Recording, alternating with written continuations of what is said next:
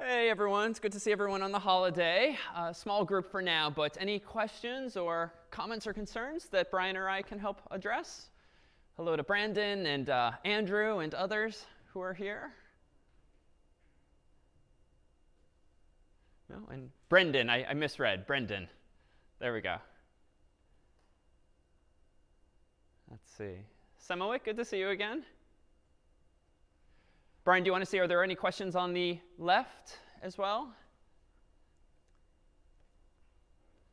And is my audio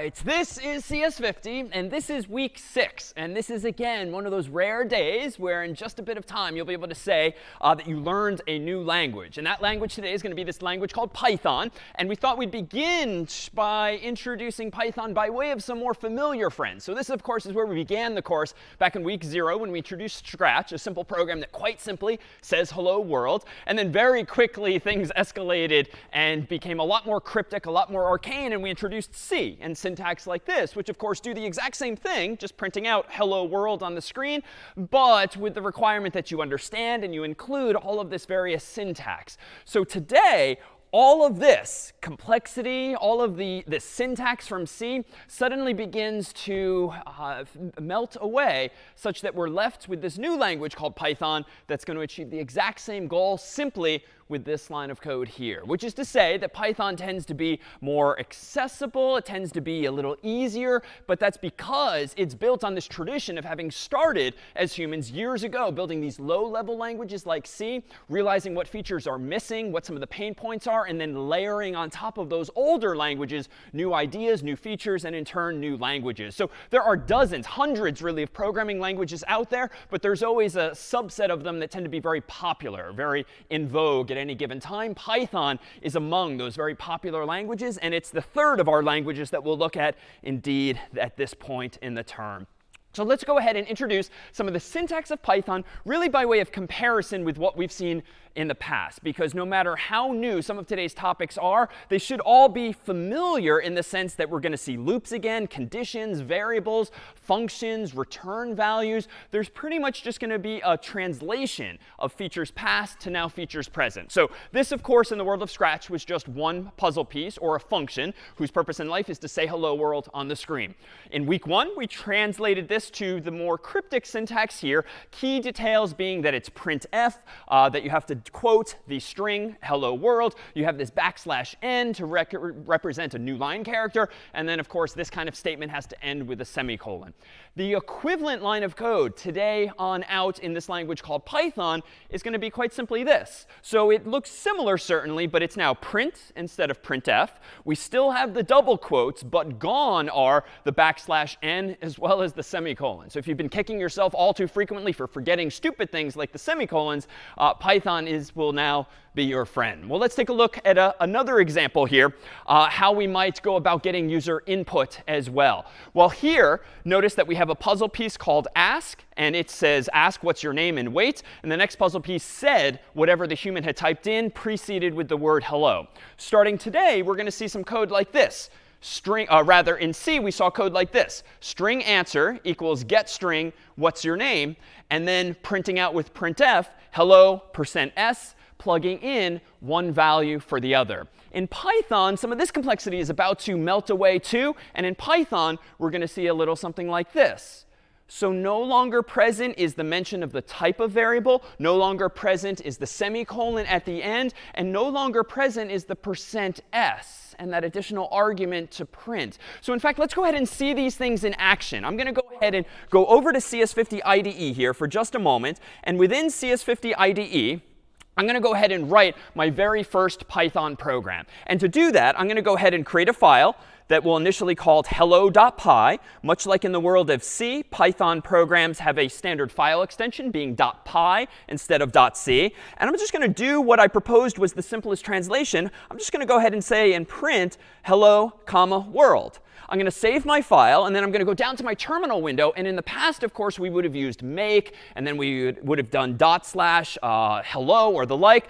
But today, I'm quite simply going to run a command that itself is called Python. I'm going to pass in the name of the file I just created as its command line argument. And voila, hitting enter, there is my very first command line argument. So there is my very first program in Python.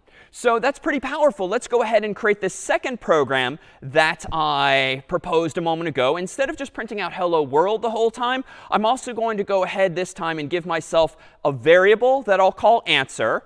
I'm going to go ahead now and get input from the user. And I'm going to go ahead and use the familiar get string that we did see in C. I'm going to go ahead and ask, what's your name? ?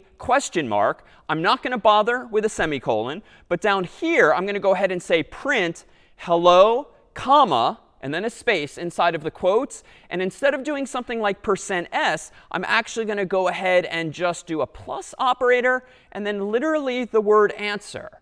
But the catch is that this isn't going to work just yet. This isn't going to work just yet because getString, it turns out, just like it doesn't come with C, it also doesn't come with Python. So I need to do one thing that's going to be a little bit different from the past. Instead of hash including something, I'm going to literally say from CS50 import getString. So in the world of C, recall that we included CS50.h, which had declarations for functions like getString and getInt and so forth. In the world of Python, we're going to do something similar in spirit, but the syntax is just a little different. We're going to say from CS50, which is our Python library that we, the staff, wrote, import, that is include, a function specifically called getString. And now any errors that I might have seen a moment ago on the screen have disappeared. If I go ahead and save this file and now do Python space hello.py and hit enter, now I can go ahead and type in my actual name, and voila, I see hello, David. So let's tease apart what's different about this code and consider what more we can do after this. So again, notice,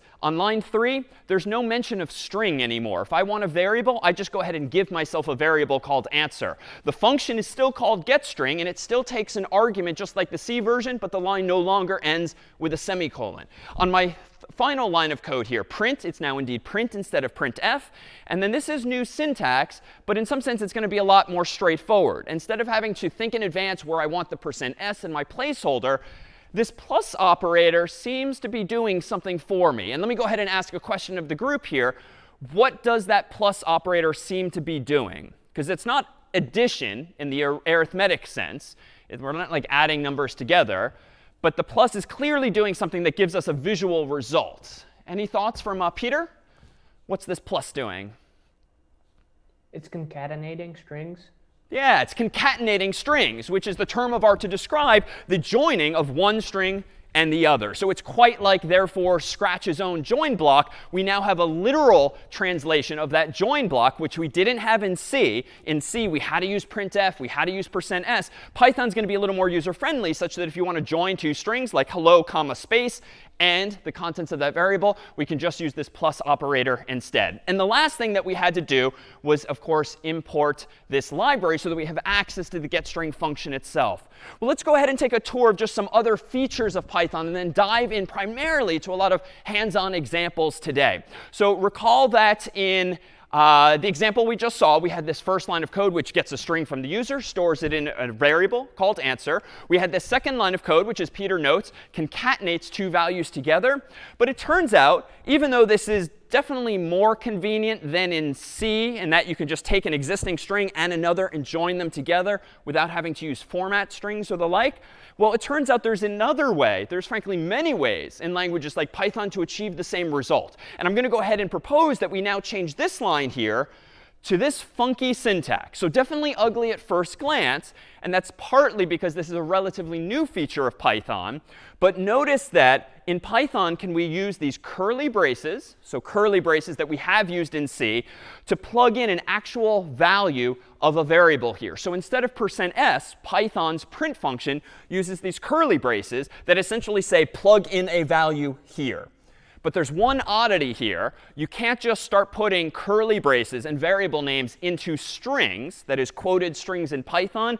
You also have to tell the language that what follows is a formatted string. So this is perhaps the weirdest thing we've seen yet. But when you do have a pair of double quotes, like I have here, prefixing it with an F will actually tell the computer to format the contents of that string, plugging in values between those curly braces, as opposed to literally printing those curly braces themselves. So let me go ahead and transition to my actual code here and try this out.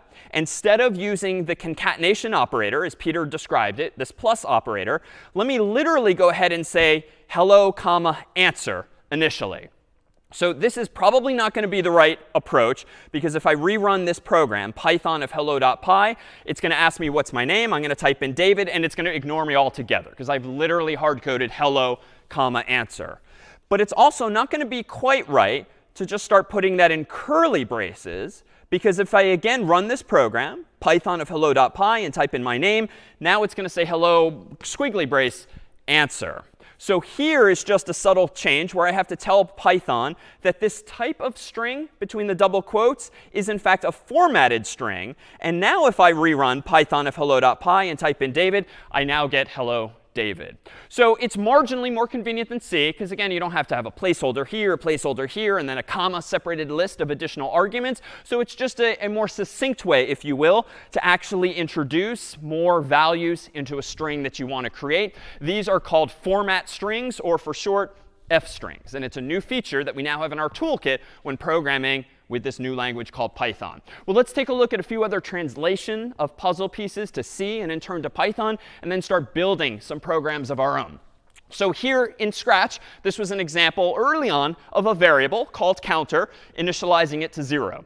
In C, in week 1, we started translating that to code like this: int counter equals 0, semicolon. And that gave us a variable of type int whose initial value was 0. In Python, the code's going to be similar, but it's going to be a little simpler still. Notice that I don't have to, in Python, mention the type of variable I want. It will infer from context what it is. And I also don't have to have the semicolon there. So counter equals 0 in Python is going to give you a variable called counter. And because you're assigning it the value 0, Python itself, the language, will infer that, oh, you must mean this to be an int or an integer.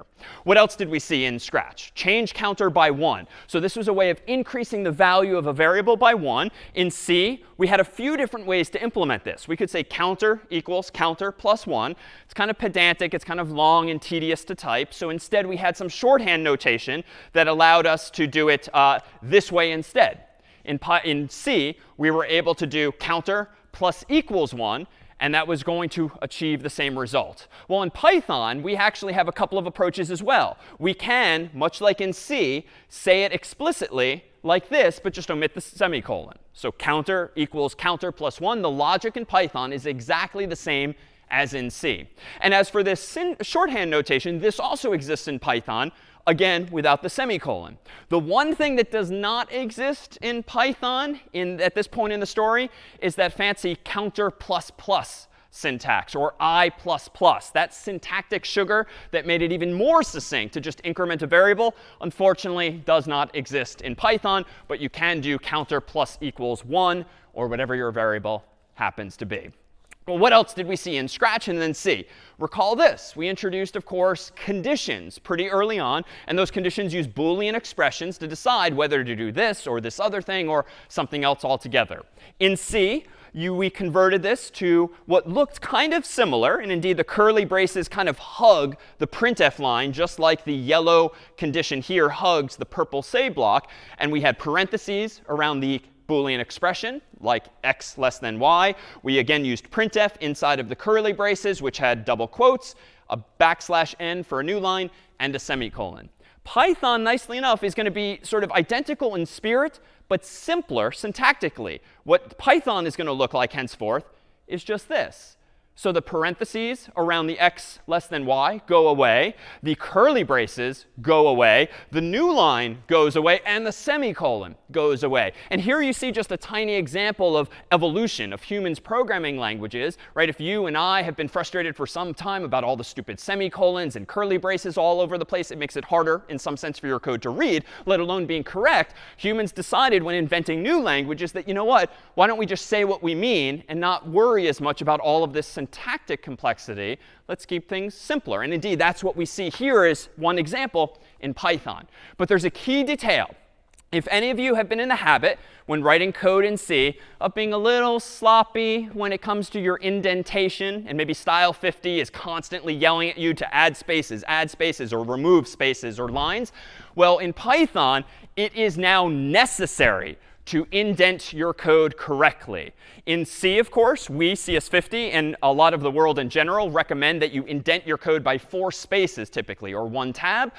In the context of Python, you must do so. If you accidentally omit these spaces just to the left of the print statement here, your Python code is not going to run at all. The Python program just won't work. So no more sloppiness. Python's going to impose this on you. But the upside is you don't have to bother including the curly braces. What about a more complicated condition where there's 2 paths you can follow? If or else? Well, in this case, in C, we translated it pretty straightforwardly like this. Again, parentheses up here, curly braces here and here, \n, and semicolon. You can perhaps guess in Python that this is going to get a little more compact because, boom, now we don't need the parentheses anymore. We do need to indent, but we don't need the curly braces. We don't need the new line, and we don't need the semicolon. So we're sort of shedding features that can be taken now for granted.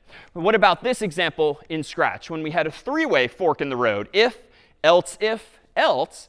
Well, in Python, or rather in C, we would have translated this like this. And there's not much going on there, but it's a pretty substantive number of lines of code, some 12 lines just to achieve this simple idea. In Python, notice what's going to go away here is, again, those parentheses, again, those curly braces, again, the \n, and the semicolon. There's only one oddity here.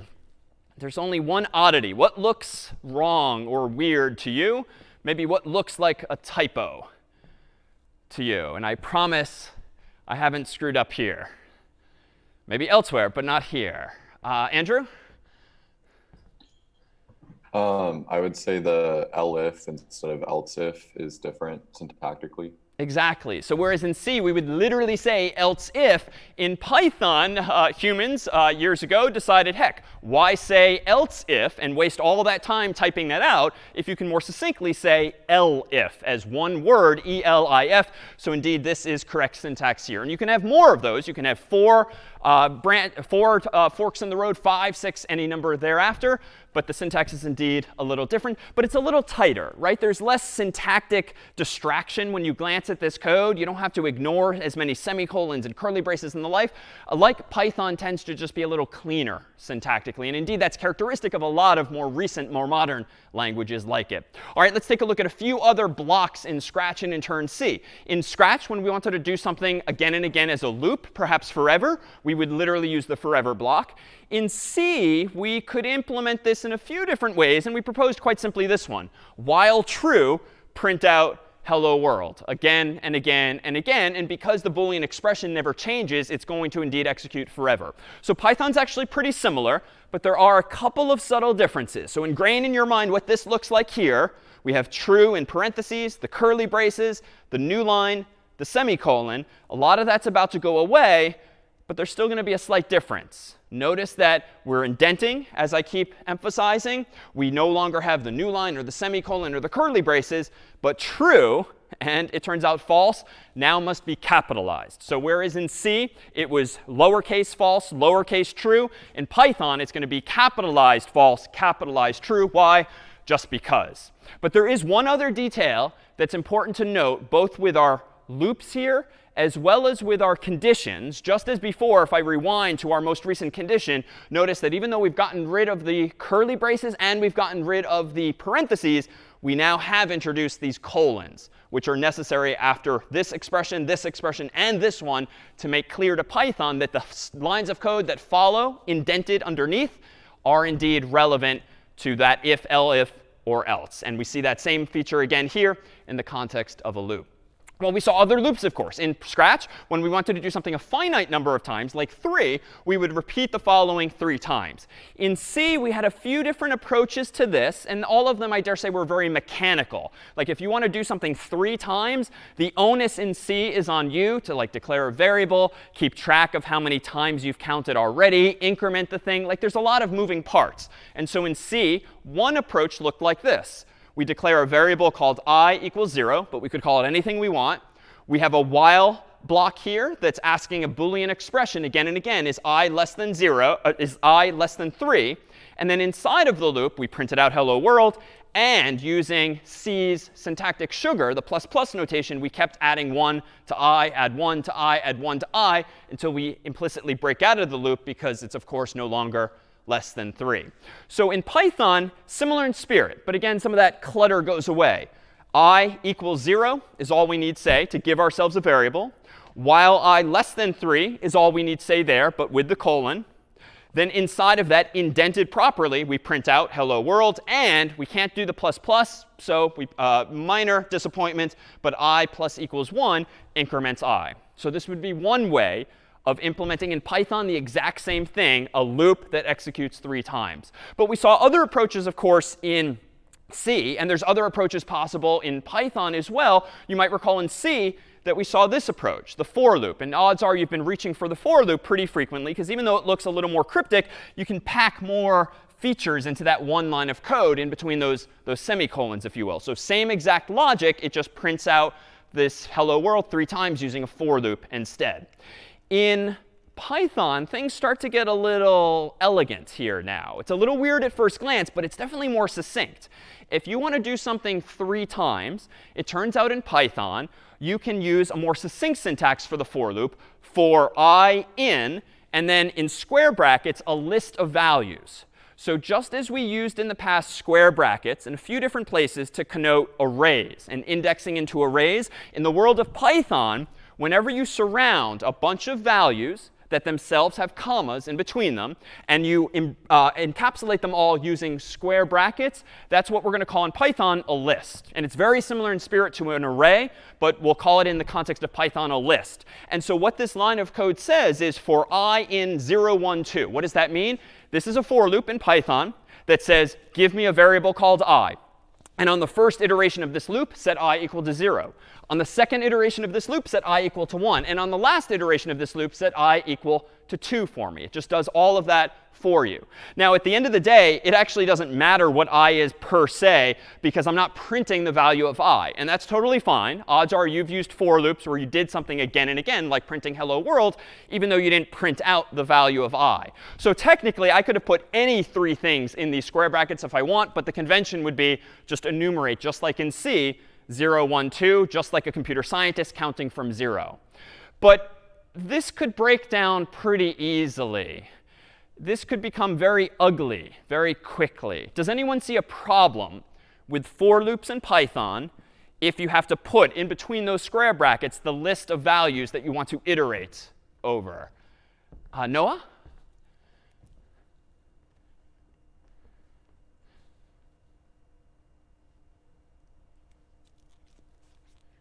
If you want to do, for example, like a thing 50 times, you'd have to write out 0, 1, 2, 3, 4, 5, 6. Yeah, my God, it would start to look hideous quickly. And it's funny you mentioned 50, because in preparing this demonstration for lecture today, I went back to week 0 when actually the analog in week 0 was to indeed print out hello world 50 times. And I thought to myself, damn it, like this is going to look atrocious now, because I literally have to put inside of square brackets 0, 1, 2, 3, 4, 5, 6, 7, 8, 9, all the way to 49, as Noah says, which would just look atrocious. Like, surely there's got to be a better way. And there is.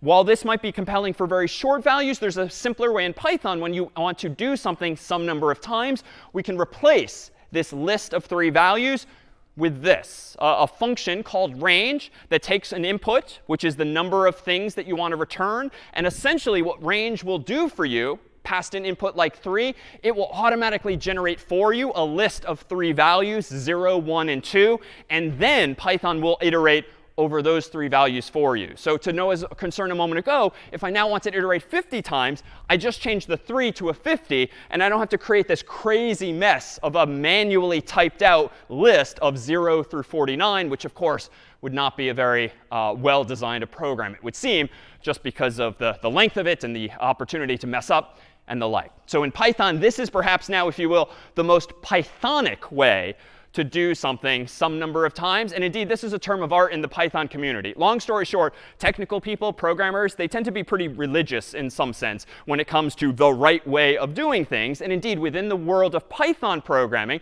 a lot of Python programmers do have both opinions, but also standardized recommendations that dictate how you should write Python code. And tricks like this are what are considered Pythonic. You are doing something Pythonically if you're doing it the quote unquote right way, which doesn't mean right in the absolute. It means right in the sense that most other people rather agree with you in this sense. All right, let's see a few final features of Python before we now start to build some of our own features. In C, recall, we had this whole list of data types. And there are more, and you can create your own, of course. But the primitives that we looked at initially were these: bool, char, double, float, int, long, string, and so forth.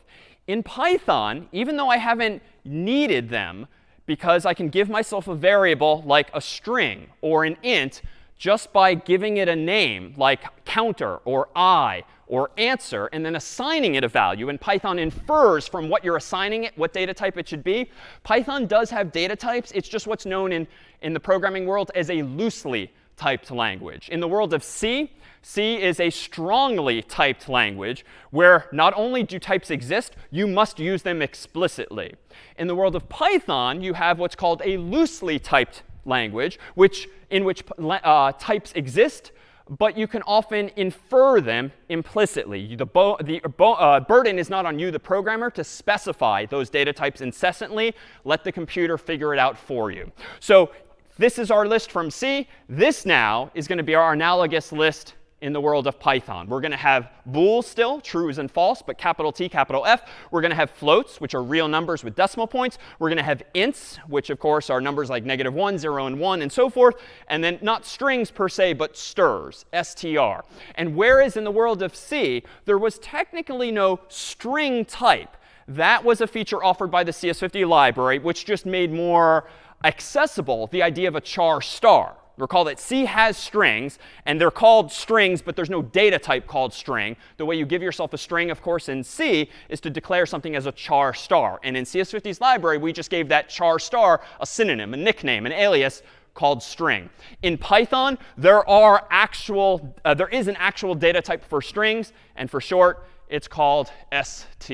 All right, so with that said, what other features do we have from Python that we can use here? Well, there's other data types as well in Python that are actually going to prove super useful as we begin to develop more sophisticated programs and do even cooler things with the language. We've seen range already. Strictly speaking, this is a data type of sorts within Python that gives you back a range of values, by default 0 on up, based on the input you provide. List, I keep mentioning verbally. A list is a proper data type in Python that's similar in spirit to arrays. But whereas in arrays, recall, we've spent great emphasis over the past few weeks noting that arrays are a fixed size. You have to decide in advance how big that array is going to be. And like last week, if you decide, oops, I need more memory, you have to dynamically allocate more space for it, copy values over, and then free up the old memory. Like, there's so much jumping through hoops, so to speak, when you want to use arrays in C, if you want to grow them or even shrink them. Python and other higher level languages like it do all of that for you. So a list is like an array that automatically resizes itself, bigger and smaller. That feature now you get for free in the language, so to speak. You don't have to implement it yourself. Python has what are called tuples. In the context of like math, you might have, or GPS, you might have x and y coordinates, or latitude and longitude coordinates, so like comma separated values. Tuples are one way of implementing those in Python. Dict, or dictionaries. So Python has dictionaries that allow you to store keys and values. Or literally in our human world, if you have a human dictionary here, for instance, for English, much like a dictionary in physical form lets you store words and their definitions, a dictionary in Python, more generally, lets you store any keys and any values. You can associate one thing with another. And we'll see that this is a wonderfully useful and versatile data structure. And then lastly, for today's purposes, there's these things called sets, which if you recall from math, a set is a collection of values like ABC or 1, 2, 3 without duplicates. But Python manages that for you. You can add items to a set. You can remove items from a set. Python will make sure that there are no duplicates for you. And it will manage all of the memory for you as well. So what we have in the way of functions, meanwhile, is a few familiar friends. Recall that in C, we use the CS50 library to get chars, doubles, floats, ints, longs, and strings. In Python, thankfully, we don't have to worry about doubles or longs anymore. More on that in a bit. But the CS50 library for Python, which you saw me import a few minutes ago, does give you a function called getFloat. It does give you a function called getInt. It does give you a function called getString that, at least for this week's purposes, are just going to make your life easier. These two are training wheels that we will very quickly take off so that you're only using native Python code ultimately and not CS50's own library. But for the sake of transitioning this week from C to Python, you'll find that these will just make your life easier before we relax and take those away too. So in C, to use the library, you had to include CS50.h. In Python, again, you're going to go ahead and import CS50, or more explicitly, the specific function that you might want to import. So it turns out there's different ways to import things. They ultimately achieve essentially the same goal. You can, with lines like this, explicitly import one function at a time, like I did earlier using getString, or you can import the whole library all at once by just saying more succinctly, import CS50. It's going to affect the syntax we have to use hereafter, but you'll see multiple ways of doing this in our examples here on out. You can also simplify this a bit, and you can import a comma-separated list of functions from a library like ours. And this is a convention we'll see quite frequently as well, because as we start using popular third-party libraries written by other programmers on the internet, they will very commonly give us lots of functions that we ourselves can use.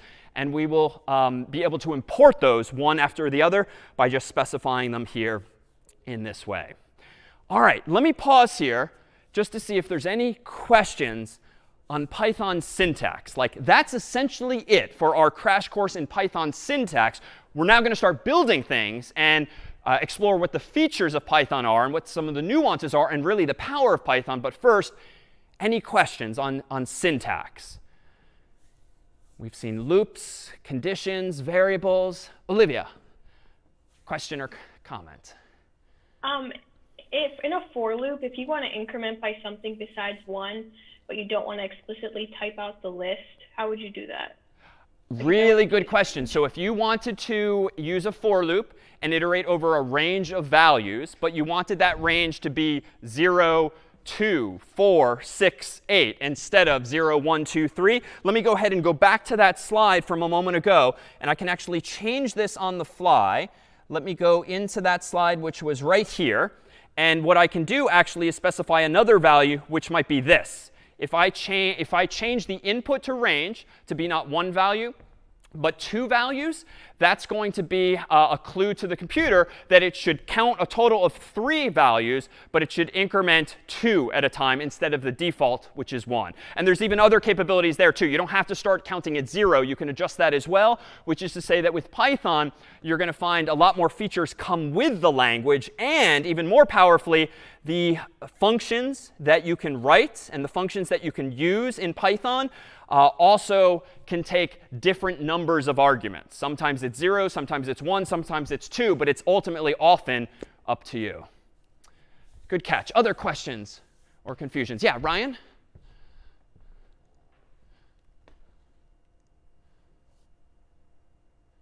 Oh, still muted.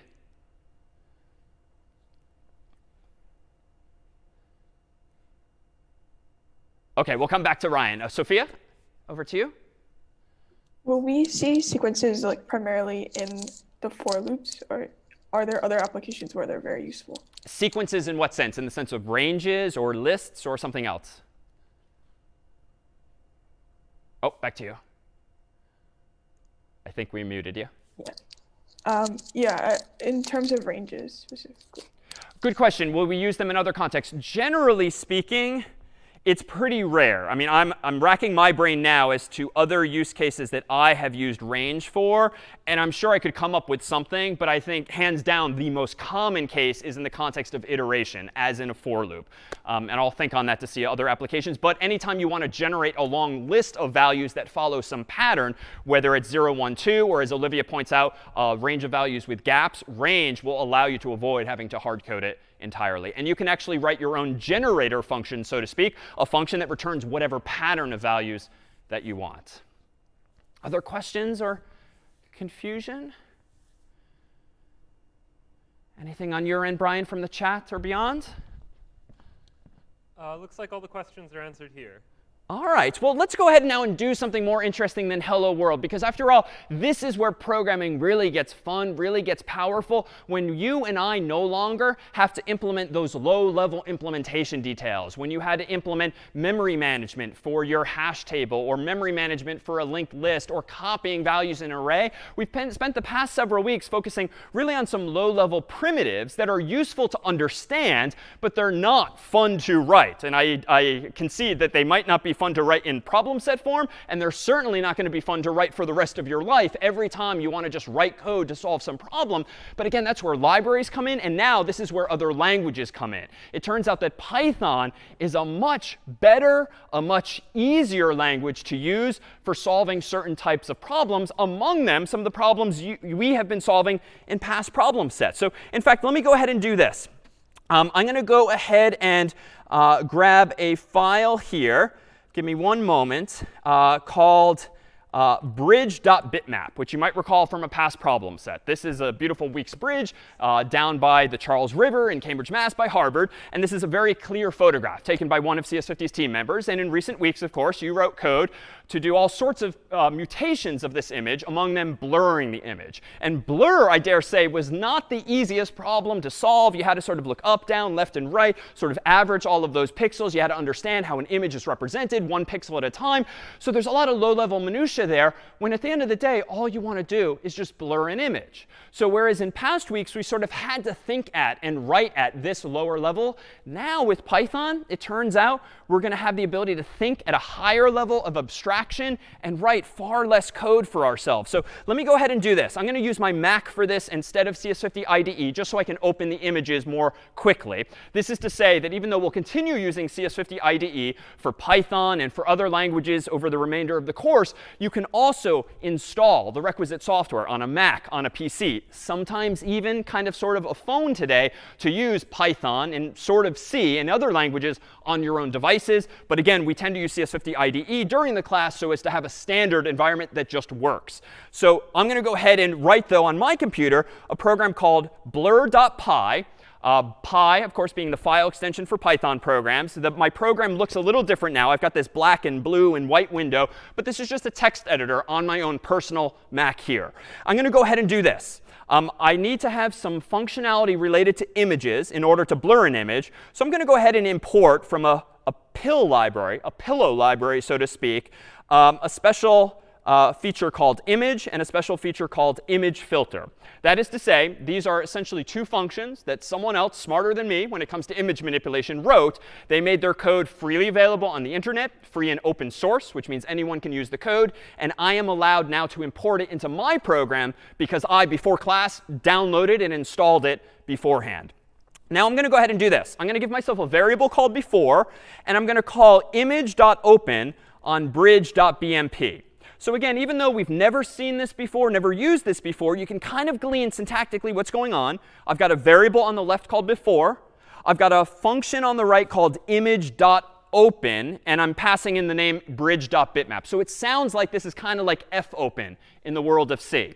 Now notice this dot is kind of serving a new role here. In the past, we've used the dot operator only for structs in C. When we want to go into a person object or into a node object and we want to go inside of it and access some variable therein, well, it turns out in Python, you have things similar in spirit to structs in C, but instead of containing only variables or data, like name and number, like we did for the person struct a few weeks back, in Python, you can have inside of a structure not only data, that is variables, you can also have functions inside of structures. And that starts to open up all sorts of possibilities in terms of features available to you. So it seems that I've got this image object, this image struct that I've, again, imported from someone else. Inside of it is an open function that expects as input the name of a file to open. So we'll see this syntax increasingly over the course of today's examples. Let me give myself a second variable, after. Let me go ahead now and assign to this variable called after the results of calling that before images filter function, passing in image filter.box blur of 1. Now this is a little cryptic, and we're not going to spend time on this particular syntax because odds are in life you're not going to have that many opportunities to want to blur an image for which you're going to run or write code. But for today's purposes, notice that inside of my before variable, because I assigned it the return value of this new feature, it has inside of it not just data, but also functions, one of them now called filter.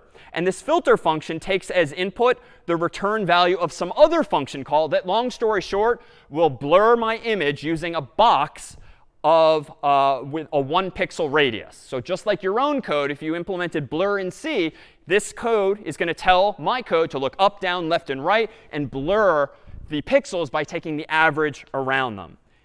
And that's kind of it. After that, I'm going to do after.save, and I'm going to save this as like out.bmp. I just want to create a new file called out.bmp. And if I've made no mistakes, let me go ahead now and run python of blur.py and hit enter.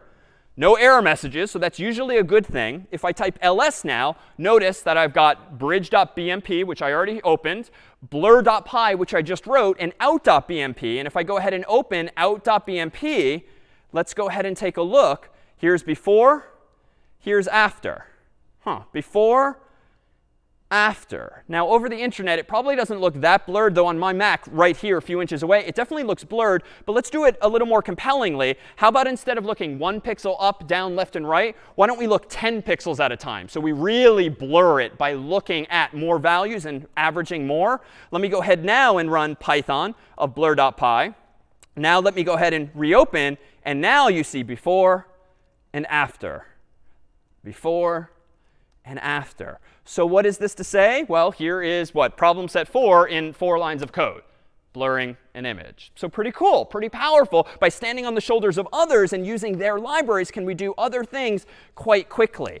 Notice what I can also do here, too, is solve a more recent problem. Let me go over to a different directory where I have in advance, and you can download these files off of the course's website, a few files that we wrote before class. One is called speller.py. So long story short, in speller.py is a translation from C into Python, the code for speller.c. Recall that that was part of the distribution code for problem set 5. And in speller.c, we translated it now to speller.py. And in dictionaries and in texts, we see the same files as in problem set 5, 2 different size dictionaries and a whole bunch of short and long texts.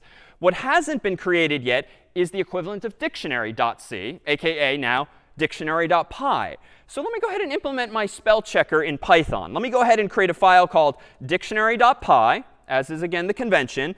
And let's go ahead. We have to implement 4 functions, right? We have to implement check, load, size, and unload. But I probably need like a global variable here to store my dictionary. And this is where you all implemented your hash table with a pointer and then linked lists and arrays and all of that. A lot of complexity. You know what? I'm just going to go ahead and give myself a variable called words and declare it as a set. So recall that a set is just a collection of values that handles duplicates for you. And frankly, that's all I really need. I need to be able to store all of the words in a dictionary and just throw them into a set so that there's no duplicate values. And I can just check, is one word in the set or is it not? Well, let's go ahead now and load words into that set. I'm going to go ahead and define a function called load that takes the name of a file to open. And here is admittedly some new syntax. So thus far, we've only typed code into the file itself. In fact, the most striking difference thus far, dare say, about Python versus C is that I have never once even written a main function. And that, too, is a feature of Python. If you want to write a program, you don't have to bother writing your default code in a function called main. Just start writing your code. And that's how we were able to get hello world down from this many lines of code in C to 1 line in Python. We didn't even need to have main. But if I want to define my own functions, it turns out in Python, you use the keyword def for define. Then you put the name of the function. And then in parentheses, like in C, you put the names of the variables or parameters that you want the function to take. You don't have to specify data types, though. And again, we don't use curly braces. We're instead using a colon. So this says, hey, Python, give me a function called load that takes an argument called dictionary. And what should this function do? Well, the purpose of the load function in Speller was to load each word from the dictionary and somehow put it into your hash table. I'm going to go ahead and do the same, read each word from the dictionary and put it into this so-called set, my variable called words. So I'm going to go ahead and open the file, which I can do with this function here. In Python, you don't use fopen. You just use a function called open. And I'm going to assign the return value of open to a variable called file. But I could call that anything I want. This is where Python gets really cool. Recall that reading the lines from Python, from the file in C was kind of arduous, right? You had to use like fread or some other function in order to read character after character after character, 1 line at a time. Well, here in Python, you know what? If I want to iterate over all of the lines in a file, we'll just say for line in file. This is going to automatically give me a for loop that assigns the variable line to each successive line in the file for me. It will figure out where all of those lines are. What do I want to do with each line? Well, I want to go ahead and add to my set of words that line. Insofar as each line represents a word, I just want to add to my global variable words that line. And that's not quite right, because what's at the end of every line in my file? Every line in my file, by definition, has a \n, right? That is why all of the words in the big dictionary we gave you are one per line. So how do you get rid of the new line at the end of a string? Well, in C, my God, we would have to use malloc to make a copy and then move all of the characters over and then shorten it a little bit by getting rid of the \n. In Python, if you want to strip off the new line at the end of a string, just do rstrip. For reverse strip. To strip characters means by default to strip off white space. White space includes the space bar, the tab character, and \n. So if you want to take each line and throw away the trailing new line at the end of it, you can simply say line.rstrip. And this is where strings, again, in Python are powerful. Because they are their own data type, they have inside of them not only all of the characters composing the string, but also functions like rstrip, which strips from the end of the line any white space that might be there. You know what? After this, I think I'm done. I'm just going to go ahead and close the file, and I'm going to go ahead and return true. So that's it. That's the load function in Python. Open the dictionary. For each line in the file, add it to your global variable, close the file, return true. I mean, I'm pretty sure that my code is probably several lines and certainly many hours shorter than your code might have been for implementing that as well. Well, what about checking, right? Maybe the complexity is just elsewhere. Well, let me go ahead and define a function called check that takes a specific word as input, as its argument, and then I'm just going to check if that given word is in my set of words. Well, it turns out in C, you would probably have to use a for loop or a while loop, and you'd have to iterate over the whole list of words that you've loaded using binary search or linear search or the like. I'm so past that at this point, so many weeks in. I'm just going to say if word in words, go ahead and return true, else return false. And that now is my implementation of check. Now, it's a little buggy, and I will fix this. Does anyone spot the bug? Even if you've never seen Python before, but having spent hours implementing your own version of check, is there some step I'm missing logically? There is a bug here. Does anyone spot what I'm not doing that you probably did do when checking if a given word is in fact in the dictionary? A couple people are commenting on case sensitivity. Yeah, case sensitivity. So odds are in your implementation in C, you probably forced the word to all uppercase or you forced it to all lowercase. Totally doable, but you probably had to do it like character for character. You might have had to copy the input using malloc or putting it into an array, character for character, then using a to upper or to lower to capitalize or lowercase each individual letter. Like that would take forever, as indeed it might have. So you know what? If you want to take a given word and lowercase it, just say word.lower. And Python will take care of all of those steps of iterating over every character, changing each one to lowercase, and returning to you the new result. And indeed, this now, I would think, is consistent with what you did in your example as well. Well, how about size? Well, in size, recall that you had to define a function that doesn't take any inputs, but returns the number of words in the set of words. And I'm going to go ahead here. And actually, I got my indentation slightly off here. Let me fix this real fast. If you want to return the size of your dictionary, or really the number of words in your set, you can just return the length of that global variable words. Done. And lastly, if you want to unload the dictionary, let me go ahead and unload things. Doesn't take input as well. Honestly, because I've not done any equivalent of malloc, I've not done any memory management. Why? You don't have to in Python. I can literally just return true in all cases, because my code is undoubtedly correct, because I didn't have to bother with pointers and addresses and memory management. So all of the stress that might have been induced over the past few weeks as you understood the lower level details of memory management now go away, not because Not because it's not happening underneath the hood, but because Python is doing it for you. And I did spot one bug here, actually. Notice I kind of relapsed into C code here. What I should have said here is it's actually file.close. So here, when I close the file and load, I actually have to call file.close, because now that function close is associated with that variable for me. So again, there is memory management happening. Malloc and free or realloc are all happening sort of for you underneath the hood. But what Python, the language, is doing for you now is managing all of that for you. That's what you get by using a so-called higher level language instead of a lower level language. You get more features. And in turn, in this case, you get all of those problems taken care of for you so that you and I can focus on building our spell checker. So you and I can focus on building our Instagram filters, not on allocating memory, copying strings, uppercasing things, which honestly, while it might have been fun and very gratifying the first time you got those things working, programming would very quickly become the most tedious thing in the world if any time you want to write a program, you have to think and write code at that low level.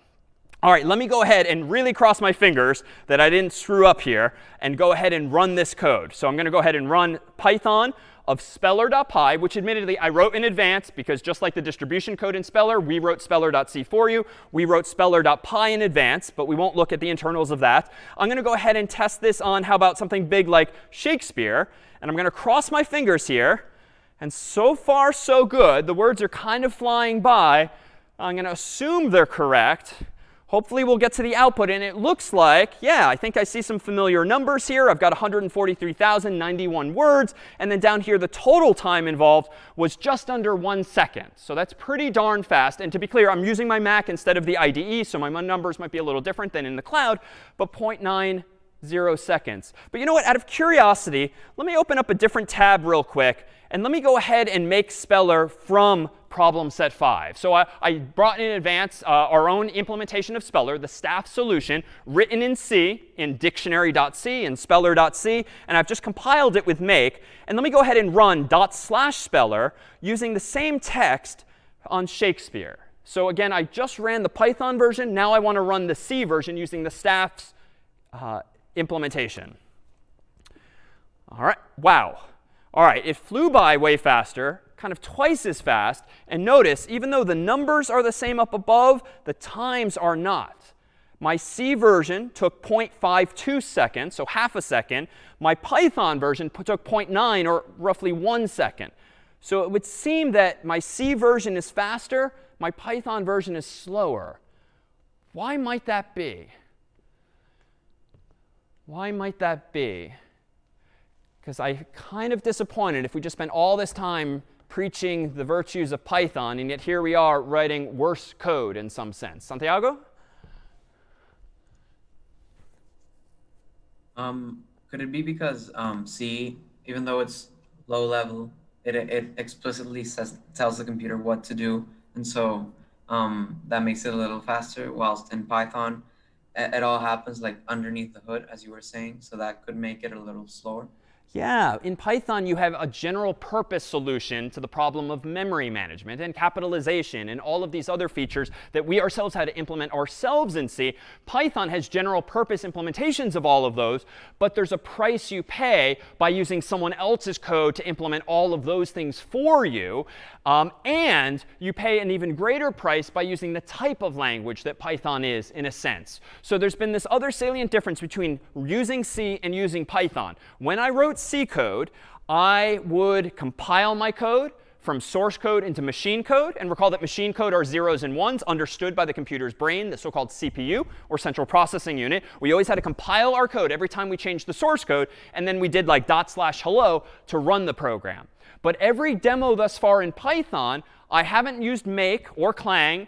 I have used not /hello, but rather Python space the name of the program. And why is that? Well, it turns out that Python is often implemented as what we describe with an interpreter. So Python is not only a language, like we've been writing, it's also a program unto itself. The Python program I keep running is an identically named program that understands the Python language. And what's happening, though, is that by using an interpreter, so to speak, to run my programs, you're incurring some amount of overhead. You're paying a performance price. Why?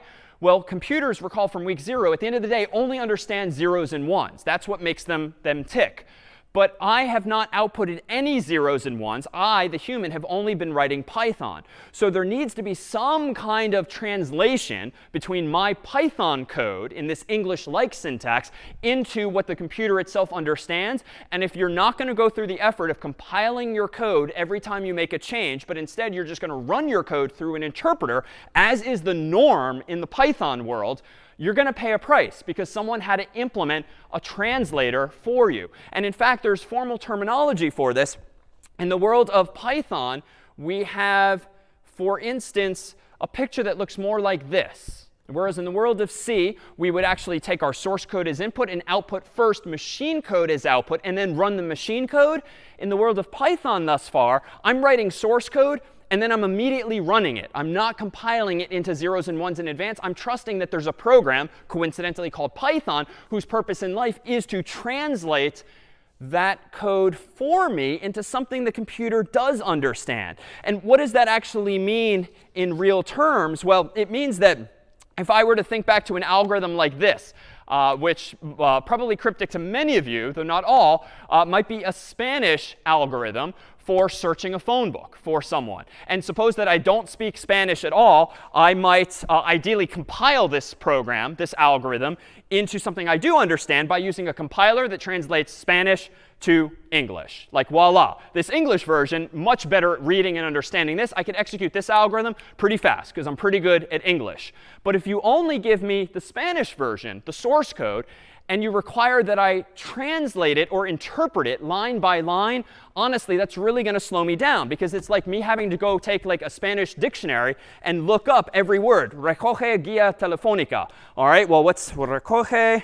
I have to look that up. What's guía? What's telefónica? Oh, OK, pick up phone book. Got that. Step 1. What's step 2? Abre la mitad de guía telefónica. So open to the middle. Well, wait, I don't know that. Spoiler. What does that mean? Abre. All right, let me look that up. And it means open. A la mitad. That means to the middle. De guía telefónica, of the phone book. Oh, that means open to the middle of the phone book. So I'm struggling to go back and forth here clearly, but it's clearly a slower process. And if I keep going, ve la página, look at the page, looking up, translating every line, it's undoubtedly going to slow down the process. And so that's effectively what's happening for us when we run these Python programs. There is a translator, like a man in the middle, so to speak, that's looking at your source code and reading it top to bottom, left to right, and essentially translating each line, respectively, into the corresponding code that the computer understands. So the upside of this is that, thankfully, we don't have to run make or clang. We don't have to compile our code anymore, right? Like, how many people here have made a change to an earlier preset in C, forgotten to save the file, but you rerun the you forgot to recompile the file, and you rerun it, and the program obviously has not changed because you haven't actually not only saved, but recompiled it. So that stupid, annoying human step is gone. In the world of Python, you change your file, go ahead and just rerun it, reinterpret it. You can save that step. But the price you're going to pay is a little bit of overhead. And indeed, we see that here in terms of my Python version taking roughly 1 second to spell check Shakespeare, and my C version taking only 1/2 of a second. So here, too, I promised in past weeks this theme of trade-offs. This is so prevalent in the world of computer science and programming, and frankly, in the real world. Anytime you make some improvement or gain some benefit, odds are you are paying some price. Maybe it's time, maybe it's space, maybe it's money, maybe it's complexity, maybe it's anything else. There's this perpetual trade-off of resources. And being a good programmer, ultimately, is about finding those inflection points and knowing, ultimately, what tools to use for the trade. All right, let's go ahead here, take a 5-minute break, and when we come back, we'll look at other features of Python, and we'll end ultimately today with some really powerful capabilities. Back in 5.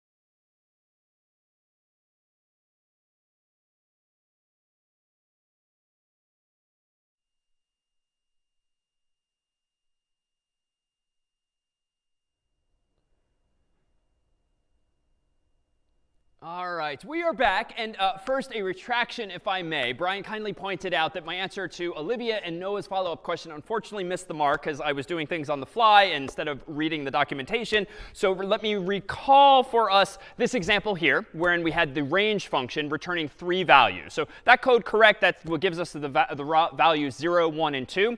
But what I think Olivia asked was that if we wanted to skip values and, for instance, do every 2 digits, how do we do that? And I unfortunately screwed up the syntax for that, providing only 2 inputs to range instead of 3 as would be needed here. So for instance, suppose that we wanted to print out all of the numbers between 0 and 100 inclusive, but skipping every other. So 0, 2, 4, 6, 8. So all the even numbers on up through 100.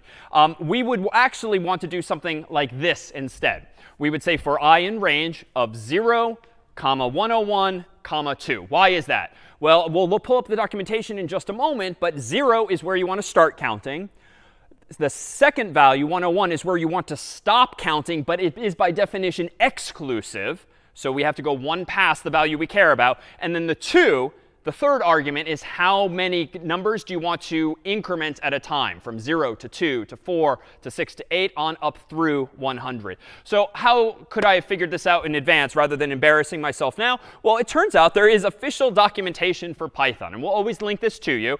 And here there's this search box at the very top. And you can see that during the break, I was searching for the documentation for range. And sure enough, if I search for the range documentation, at first glance, it might seem kind of overwhelming because there's a lot of mentions of something like range in the documentation. Fortunately, the first result here is the one we want. And if I click on that, you'll see some documentation that's a little cryptic at first glance. But what's interesting about this is that range comes in 2 different flavors. And even though I keep calling it a function, technically it's what's called a class, but more on that another time. It behaves for our purposes as a function. Notice that there's 2 lines here, and they're similar but different. The first one specifies that this range function can take 1 input, the stop value. So at what value do you want to stop counting? So before, when we did range of 3, it stands to reason that by default, if you start counting at 0 and you stop at 3, that will get you to use I equals 0, 1, and 2. But there's another flavor of the range function, which is not the one that I proposed exists. There's another that takes in potentially 3 arguments here, or technically 2. But it works in the following way. When you see syntax like this in Python's documentation, this means that the alternate form of range takes an argument called start, followed by an argument called stop, followed by optionally a third argument called step. And I know as the reader, it's optional because it's in square brackets here. So nothing to do with lists or arrays or anything like this. This is just human documentation. Anytime you see things in square brackets, that tends to imply to the human reader that this is optional. So what does that mean? Well, notice that there is no flavor of range that lets me specify a stop and a step, which I thought there was a moment ago when answering Olivia and Noah. But rather, there is this 3 input version. So if I specify I want to start at 0, I want to stop at 101, which is just past the 100 I care about, and then provide an optional step of 2. This will give me a program, ultimately, that will print out all of those even numbers. So let me do this. First, let me go into a program here. I'll call it count.py. And I'm going to go ahead and start at 0, go up 2, but not through 101, stepping 2 at a time. And this time, I'm going to print out I. And here, too, another handy feature of Python. No more %s and also no more %i. If you want to print out the value of a variable called I, just say print, open paren, I, close paren. You don't need another format string as in C. Let me go ahead now and run Python of count.py. Enter. And it scrolled by really fast, but notice that it stopped at 100. And if I scroll to the beginning, it started at 0. So my apologies, mea culpa, for messing that up earlier. But what a wonderful opportunity to introduce the official documentation for Python, which will soon become your friend, cryptic though it might feel at first glance. All right, let's go ahead then and revisit one other program that we started with earlier. And that program was, again, this relatively simple hello program that we left off in this state. We were using the getString function from the CS50 library in Python. We had a variable called answer that was getting the return value of that version of getString. And we were printing out hello, comma, so-and-so. And we were using that new cryptic feature, but handy, known as a format string or an f string, which just means replace whatever's in curly braces with the actual value. So let's start to now take off the training wheels that we just put on only an hour ago. Let's get rid of the CS50 library. How can we actually get input in Python without using a library from someone like CS50? Well, getString no longer exists, but thankfully there is another function we can use called, quite simply, input.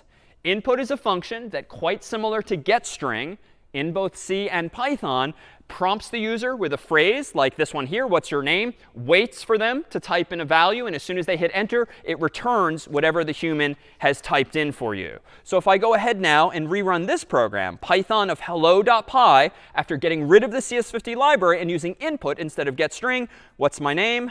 David.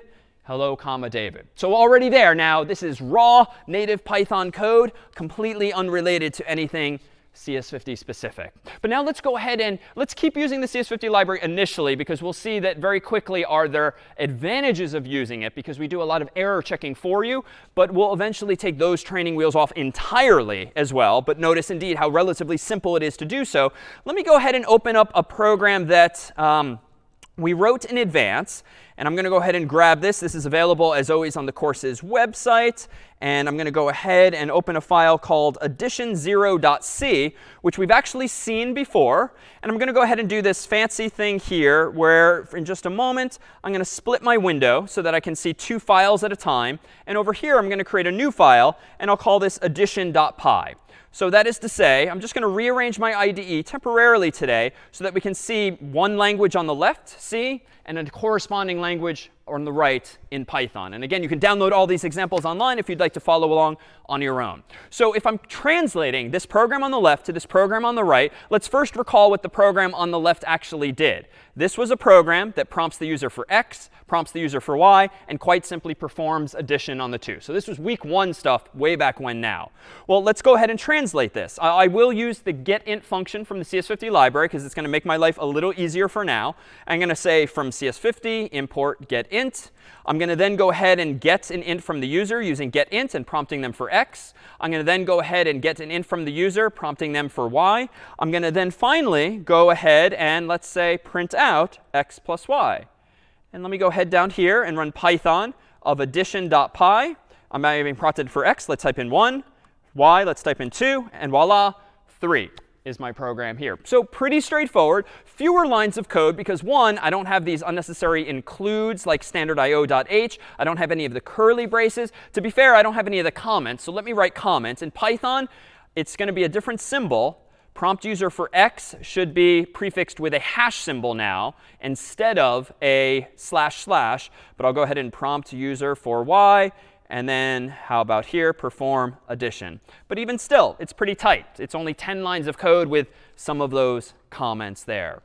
All right, well, what might I do that's a little bit different? Well, let's take off the training wheels. Let's take off the training wheels and get rid of the CS50 library again and get input here. Well, if I go ahead and get input here, assigning the values to X and Y respectively, I'm going to go ahead now and run Python of addition.py. X will be 1 again, Y will be 2 again, and the answer, of course, is 12. Well, that's wrong. What's going on? How did I screw up such a simple program already? Albeit in a new language for me, Python. What did I do here? Yeah, Ben?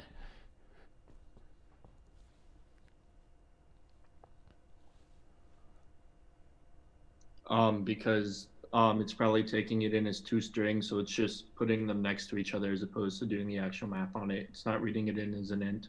Exactly. So input, this function that comes with Python, really is analogous to CS50's getString. No matter what the human types, it's going to come back as keyboard input characters, or ASCII characters, or Unicode characters from weeks past. Even if they look like numbers, they're not going to be treated as numbers, aka integers, unless we coerce them so. Now remember in C, we had this ability to cast values from one to another. Casting meant to convert one data type to another. And we were allowed to do that for chars to ints or ints to chars, but you could not do it for strings to ints or from ints to strings. For that, we needed special functions. And some of you might have used A to I, ASCII to int, which was a function that actually looks at all of the characters in an ASCII string and converts it to the corresponding integer.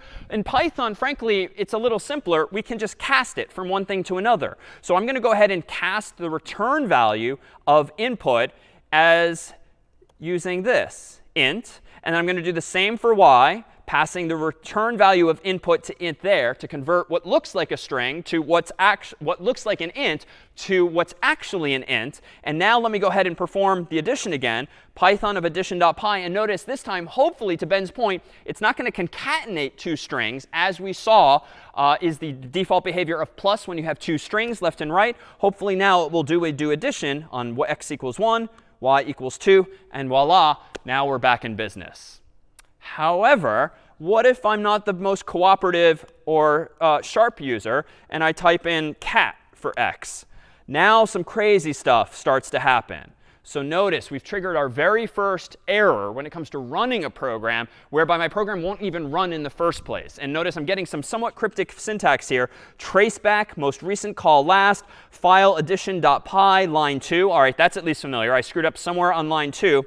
It's showing me the line of code here, and it's saying value error, invalid literal for int with base 10, cat. That's a very cryptic way of saying I just have tried to cast something that's not an integer to an integer. And so this is why we use things like the CS50 library. It's actually kind of annoying to write all of the code that checks and makes sure, did the user type in a number and only a number and not cat or dog or some other cryptic string? We ourselves now would have to implement that kind of error checking if we don't want to use the CS50 library. So they're trade-off. Maybe you feel more comfortable writing all of the code yourself. You don't want to use some random person on the internet's library, whether it's CS50's or someone else's, even if it's free and open source. You want to write it yourself. OK, fine. If you want to write it yourself, now I've got to add a bunch more lines of code to check, did the human type in a decimal digit, one after the other, or did they type in other ASCII characters? So again, trade-off between using libraries or not. Generally, the answer is going to be use a common library to solve these kinds of problems. Well, let's go ahead and change the program a little bit. Let me go ahead and open a new file called division.py, just to do a bit of division here. And let me go ahead on the right-hand side and copy paste what we did before, but just change to division here. Let me go ahead and divide x by y. And I keep typing in 1 for x, 2 for y. In a moment, I'm going to run Python of division.py and type in 1 for x and 2 for y. But before I hit enter, if this were a program in C, what would the answer be? Feel free to just respond in the chat if you'd like. If this were a program in C and I'm dividing x by y, what would I have gotten in week 1 and every week since? Brian? The consensus looks like 0. Yeah, because of truncation. If 1 divided by 2, of course, is 1/2, or 0.5, 0.5 is a float. But if I'm dealing with integers, even though it's implicitly integers thus far, and now explicitly, now that I've casted them, I would seem to throw away the 0.5 and just get back 0. But let me go ahead and run Python of division.py and putting x equals 1, y equals 2, and voila. Wow, one of the most annoying features or lack of features in C seems to have been solved in Python by division doing what you want. And if you divide one integer by another in Python, it turns out one of the other features of today's language is that it does what you, the programmer, would expect without having to get into the weeds of the nuances of floats and ints. It just does the quote unquote right thing instead. Well, let me go ahead and open up another program here. Also from week 1. This one was called conditions.py. And this one, give me one moment to open this up on the left. This one here was a program whose purpose in life was to get an int from the user called x, get another called y, and then it just did this. If x less than y, print out as much, else if x greater than y, print out as much, and so forth. Let's go ahead and translate this program into the corresponding Python code using some of the syntax we've seen already. I'm going to go ahead and save this as conditions.py. And I think I'm going to go ahead and keep using the library, the CS50 library, so that I don't have to worry about those kinds of errors when casting bad input to another. So from CS50, import get int. And let me go ahead and now get an int from the user, calling it x. Let's go ahead and get an int from the user, calling it y. And I won't bother typing comments this time, just for time's sake. And now let me ask the question. In C, I would have done if x less than y. Python's a little more terse. If x less than y suffices, but with a colon. Under that, I'm going to go ahead and say print x is less than y. If, this is the weird one, x is greater than y, go ahead and print out x is greater than y. And then else, also with a colon, print out x is equal to y. And I think that's just about it. I'm going to go ahead down here and run Python of conditions.py. I'll type in 1, I'll type in 2, and indeed, x is less than y. I'll run it again, this time with 2 and 1. X is greater than y. And let me run it again with 1 and 1. X is equal to y. So that seems to have worked. And let me point out one other thing. I mentioned earlier that you have this other shorthand syntax where you can just say import the CS50 library if you don't want to bother typing out individual function names. That's totally fine. But notice that the IDE is yelling at me at lines 3 and 4 that getInt is no longer recognized. That's because Python supports this feature when using other people's libraries, that it can namespace them for you. That is to say, you can't refer to getInt anymore directly. You have to more explicitly say, call the getInt function that's inside of the CS50 library. And so again, using our familiar dot operator means go inside of the CS50 library, just like a C struct, and call the function called getInt therein. So I can now go ahead and rerun this, Python of conditions.py, typing in 1 and 1, and voila, the code is now working again. So which is better? It depends. I mean, if it's sort of more readable to just write getInt all over the place, that's going to save you a lot of keystrokes, because you don't have to keep typing CS50 dot, CS50 dot. If, though, you're writing a pretty big program, and maybe you're using 2 different libraries that both implement a function called getInt, you want to be able to distinguish one from the other. So you might want to just import the libraries by their name, and then prefix the function calls, as I've done here, which is known as namespacing. Namespacing means that you can have 2 identically named variables or functions existing in 2 different namespaces. They don't collide so long as they are inside of the CS50 library or some other library's name instead. Let me do one other thing with conditions here. Let me go ahead and open up another file from week 1. This one was agree.py. And this program prompted the user to input whether or not they agree. And we checked a little curiously that first week using equals equals, quote unquote y or lowercase y, or quote unquote capital N or lowercase n. Well, how do we go about converting this one? Let me go ahead and give myself a new file over here. I'll call it agree.py in this case. And it turns out we can solve this one in a few different ways. Let me go ahead and start off by importing from CS50 getInt, just because it's, oh no, getString rather, because it's convenient. Let me go ahead and get the user's input via getString and ask them the same question, do you agree, question mark, with a space. Then let me check if s equals equals quote unquote y, or s equals equals lowercase y, then I'm going to go ahead and print out agreed. Else, oh no, if s equals equals capital N or s equals equals lowercase n, let me go ahead and print out here, not, quote unquote, not agreed. And I think that should do it. But something's weird here. There's a few differences. What strikes you as different from C? What muscle memory might you have to break now when using conditions with multiple Boolean expressions combined in this way? And there's another subtlety. There's at least 2 salient differences between C and Python with just this example alone.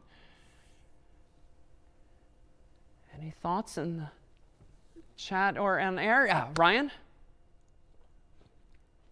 I was going to say for this one, instead of using the symbols for the logical operators, you can just type the text directly. Yeah, we can literally just type the English word or if we want to express a logical or. So in C, recall, on the left, we would have done this vertical bar thing, which is fine. You get used to it. But it's not very readable, at least in any English sense. Python took the approach of using more frequently actual English or English-like words that actually do read left to right. And indeed, a theme is emerging here. When you read Python code, it is closer to English than C is, because you don't trip over as much punctuation. Each line of Python code tends tends to read a little more like an English phrase or an English sentence. And there's one other subtlety here. On the left, back in week 1, I took care to use single quotes around the y's and the n's. This week, I'm using double quotes, but to be honest, it actually doesn't matter. I can alternatively use single quotes everywhere, so long as I'm consistent.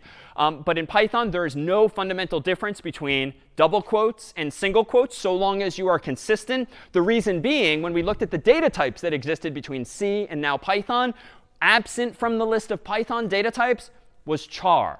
In Python, there is no such thing as an individual char. Everything that's character-based is a string. Even if it's just one character long, everything is a string. Downside is we don't have it quite as fine-grained control. Upside is we get a lot more features with those string structures, as we've already seen with, for instance, doing something like uppercase with those as well. Well, let me go ahead and I think I can simplify this, for instance. Suppose I wanted to tolerate something like not just y or y in uppercase or lowercase. Suppose I wanted to also tolerate yes in uppercase or lowercase as well. Well, you could imagine just starting to add to the code, or s equals yes, or s equals yes. But wait a minute, what if the user is being a little sloppy? And what if I want to actually say, like, well, what if they're yelling? Or s equals yes in all caps. And there's a few other permutations as well. Like, this is quickly devolving into quite the mess. But if at the end of the day, you really just want to detect y or the word yes, irrespective of capitalization, I bet we can be pretty clever in Python here. What if I go ahead and say if s is in, quote unquote, y, or yes? In fact, I can borrow an idea from earlier, whereby I can use the square bracket notation to give me a list, which again is like an array, but it automatically will grow or shrink as you need it. You don't have to decide in advance how big it is. This preposition here, in, is a new keyword in Python that will literally answer that question for me. And we've used it before earlier. When I implemented Speller, I said if the word is in my set of words, return true. So if s in this list, I'll get back true or false based on the answer to that question. But again, it's not tolerating case, but no big deal. Dot lower, now I can say, is the lowercase version of s, no matter what the human typed in this list of 2 values. That means now the user can type in all caps, in alternating caps, in one capitalized letter, or any other permutation whatsoever. All right, so that then is our conditions. Let me pause here to see if there's any questions. Any questions or confusion that we can clear up with syntax, with conditions, Boolean variables, Boolean values? So a question came up. So in Python, we are allowed to use the equals syntax to compare 2 strings? Yes. So another really good catch. In Python, there are no pointers. Underneath the hood, there's still addresses. Like, your memory hasn't gone anywhere. But underneath the hood, all of that is now managed for you by the language itself. So if you want to conceptually compare one string against another, just as I did here now on line 7, you can indeed use equals, and Python will do the quote unquote right thing for you. You don't need to regress into using strcomp instead. And just for clarity, let me go ahead and update this. If s.lower in, quote unquote, n or comma no, we can achieve the same result there by doing the same technique. Other questions or confusion? Anything on your end, Brian? All good here. No? All right. Well, let me go ahead and open up another example that you might recall we did a progression of examples to sort of make it good, better, and then best. This one involving just a cat meowing in some form. So let me go ahead and open up from week 1 an example that was called meow0, relatively straightforward, that simply did this. It simply meowed 3 times. So suffice it to say now in Python, it's pretty trivial to do something 3 times like this. I'm going to go ahead and call this meow.py. And of course, I can just do something like print meow.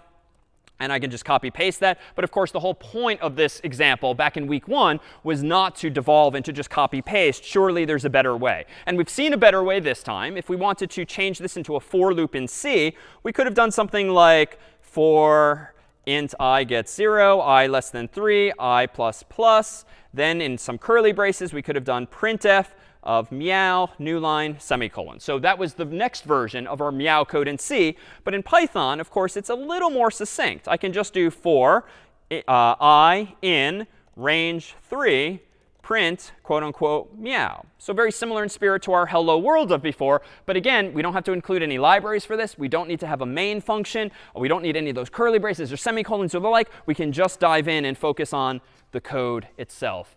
But recall that we also last time evolved the meow program into having our own helper function, our own function that actually allowed us to create an abstraction on top of meowing. And that was in our third version, aka meow 2.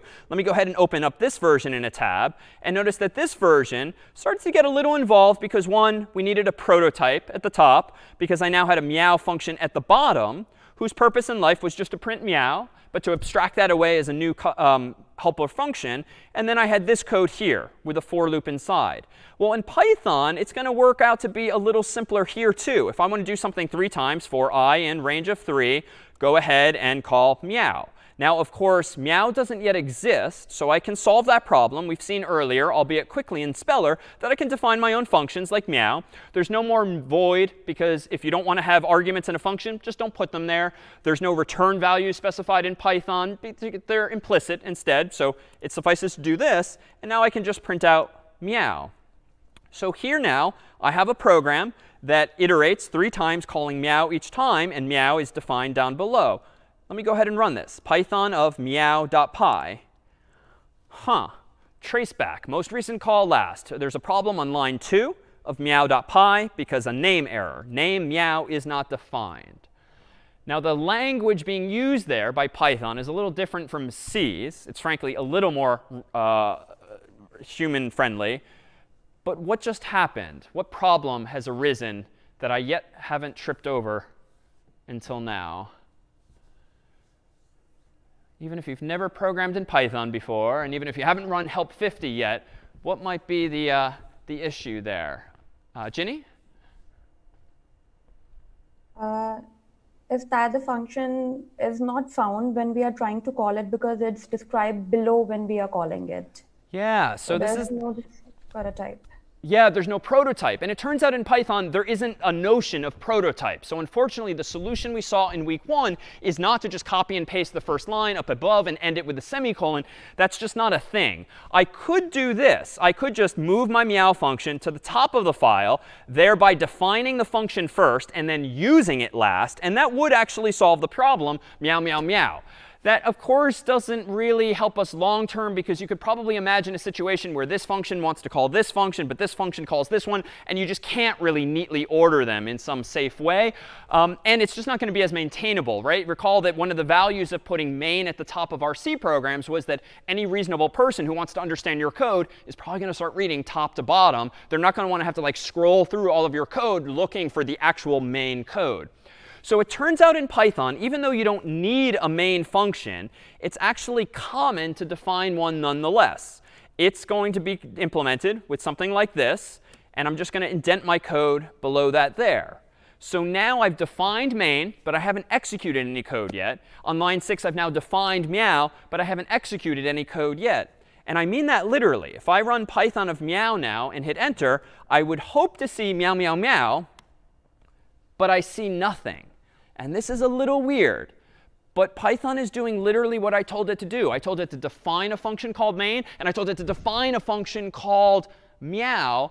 What I never told it to do is to call either of those functions. So the simplest fix here, it's a little different from C and a little weird, is just call main as your very last thought in the file. So define main up at the top, just where most programmers would expect it to be, but call it all the way at the bottom. And let me go ahead and now run my program. And now, voila, meow, meow, meow is back. Because I've defined main, I've defined meow, and now I am calling main. Now, as an aside, you will very often see in various documentation and tutorials online a much more cryptic incantation than this, which will have you typing out this. This achieves the same goal, but it's not strictly necessary for our purposes. This line of code, if you see it in any online references or examples or books or sections or the like, it is necessary only when you're implementing essentially your own libraries, like your own CS50 library or your own image blurring library or the like. It's not necessary when we're just writing individual programs of our own. So I'm going to go ahead and keep mine simple and literally just call main. And let me just wave my hand at why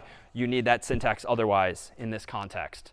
But let me go ahead and modify this one last time, because recall that in C, the last version of my program had me running meow and passing an input, because I defined meow as taking an input like n and then doing something like for int I gets 0, I less than n, I plus plus, and then inside of my curly braces did I print meow, so that now I have a helper function that I've invented that takes one input, an int called n, and it loops that many times and prints out meow that many times. And now I have a real nice abstraction in that now my program is distilled as just meow 3 times. And it doesn't matter how I implemented meow. I can do the same thing in Python. I can go ahead and say that meow takes an argument called n. I don't have to bother specifying its type. I can now say for I in range of n, and I can print meow that many times. And now I can get rid of my loop in main and just say meow 3 times. And so same functionality if I run this a final time, meow, meow, meow. But now I'm kind of designing my code in a more sophisticated way by actually giving myself now some of my own actual helper functions. All right, any questions then on this progression? Now, we're not really seeing new Python syntax. We're now just seeing a translation of some actual past C programs into Python to show really the equivalence. Anything on your end, Brian? Nothing here. All right, well, let's go ahead then and open another version from week 1 of a program called positive.c, which was an opportunity back then not only to define our own helper function called getPositiveInt, but it also introduced us to the familiar do-while loop. And unfortunately, we're going to take that away from you now. Python does not have a do-while loop, but it's, of course, a very useful thing to be able to do something while a condition is true. After all, pretty much any time we've gotten user input in the class, we've used do while so that we prompt them at least once and then optionally again and again and again until they cooperate. So let me go ahead and implement this in Python now in a file called positive.py, and go ahead here in positive.py and translate this thing as follows. Let me go ahead and from CS50 import getInt. Let me go ahead and define a function called main. So now I'm just going to start to get into this habit. I'm going to go ahead and give myself a variable called I and call getPositiveInt. And then I'm just going to go ahead and print out I, keeping it nice and simple. Now I have to implement getPositiveInt. It doesn't need to take any input, so I'm not going to give it any arguments. And now I have to do the do while thing. So the Pythonic way to do this in Python is almost always to deliberately induce an infinite loop. And the idea being, if you want to do something again and again, just start doing it forever and then break out of the loop when you are ready to. So what do I want to do forever in this function? Well, I want to go ahead and get an int and prompt the human for a positive integer. And then I want to go ahead on the next line and ask a question. Well, if n is greater than 0, thereby making it positive, break. And the last line of code here is going to be to return n. So notice in C on the left, I did this do while thing. I had to declare n outside of the do while loop because it had to be outside the curly braces to be in scope. But in Python here, notice what I'm doing here is actually a little bit different. And did I screw up? Oh, yes, I did screw up. OK. Ask the actual question. If n greater than 0. So what did I do actually differently here on the right-hand side? Well, notice I deliberately induced this infinite loop on line 10, which just means do the following forever. I then ask the user for a variable n with getInt, and then I check, is n greater than 0? If so, break out of the loop. How do I break out of the loop? Well, notice that the indentation here has been very consistent. So when I break out of the loop, that puts me back in line with the original indentation, which is now on line 14. Notice that the return lines up with the while loop, which means it's the first line of code that's outside of that loop. In the past, we would have had very explicit curly braces. Now we rely only on indentation. That then lets me return n. So what are some of the differences here? One, the do while loop is completely gone. But two, scope is no longer an issue. It turns out in Python that the moment you declare a variable, it exists until the end of that function. You don't have to worry about the nuance of declaring a variable first, like we did in C up here, and then returning it down below. The moment we execute this line of code 11 here, n suddenly exists for the entirety of the remainder of that function. So even though we declared it inside of the loop, so to speak, as per the indentation, it is still accessible to the return statement here at the end of the program. All right, let me pause there and see if there's any questions or confusion on getting user input, doing the equivalent logically of do while, but doing it now in this more Pythonic way. Peter? In Python, are variables accessible across functions or no? Good question. No. So if you declare a variable inside of a function, it is scoped, so to speak, to that function. It is not available elsewhere. You would have to return it and pass it as output to input, or you would have to define it, for instance, as a global variable instead. All right. Well, what else then might we translate? Well, recall from our earlier endeavors in week 1, we played around with these examples from Mario. And for instance, we wanted to print something out in Python, in C, that mimicked the notion of these pyramids, or these coins, or these little bricks on the screen. Well, here, let me go ahead and open up a new file called mario.py. And I'm going to transition away from always showing the before and after, and now just start to focus more on the Python code that you can always look back if you want at the corresponding C versions. How do I go about printing out 3 bricks like this vertically? Well, in Python, I might say something like for I in range of 3, quite simply, as we've done a few times already, and just go ahead and print out a hash. I don't need to worry about the new line, because you get it for free, so to speak. But I'm going to go ahead now and run Python of mario.py, and voila, there's my very simple ASCII version of this Mario structure. But what if I want to do the coins instead? What if I want to do this horizontal coins that appear in these 4 bricks and print out a version of that? Well, how might I do that? Well, let me go ahead and change this to be, instead in my code, for I in range of 4. So I can print 4 of these things. Let me go ahead and print out a question mark and then run this. So let me run mario.py, and voila, damn, like not what I wanted. And so here's that trade-off, right? You might have been kind of excited, so far as it's possible to be excited about code, that like, oh my god, you don't need to do the stupid new line characters anymore. But what if you don't want it? Now we've kind of found a downside of getting those new lines automatically. Well, it turns out if we read the documentation for the print function in Python, it too can take multiple arguments. And what's powerful about Python 2 is that it supports not just positional arguments, where you just do a comma separated list of multiple arguments to a function. Python supports what are called named arguments, whereby if a function, especially one that's super powerful like print, takes multiple inputs, like this one, this other one, and this other thing, each of those inputs can have names, and you, the user of that function, can specify the name. And it turns out that print in Python supports an argument called end. And you can explicitly say what value you want to give to that parameter by mentioning its name. And here, I'm going to literally do this. I'm going to tell the print function that I want the value of end, a parameter, an argument to it, to be quote unquote. The reason for that is that if I read the documentation, the default is actually this. If you read the documentation, it will tell you print's default value for its end argument is \n. This too is a feature that C did not have. C did not have optional arguments. They're either there or they're not. Rather, they either have to be there or they cannot be there. Python supports optional arguments that even have default values. And so in this case, the default value of this per the documentation is that end is quote unquote \n, which is why every line ends with that value. If you want to change that to be nothing, the so-called empty string, you change it to quote unquote. So let me go ahead and run this now, and voila, closer. It's a little stupid looking because now my cursor ended up, my prompt ended up on the same line. So maybe after this line, let me just go ahead and print nothing. That is a new line. And now if I run mario.py, voila, now I get the effect I want. And if you want to see what's really going on here, I can do something stupid like hello. And now I can end every print with hello, hello, hello, hello, right? Not that you would do that, but that's all it means. It's ending every call to print with that expression. But the correct version, of course, is just to blank it out in this way. But here's something that's kind of cool. And this is where, if you're kind of a geek, like life starts to get really interesting fast.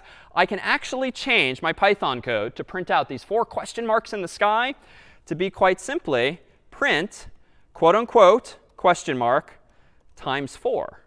And now if I rerun this program, boom, done.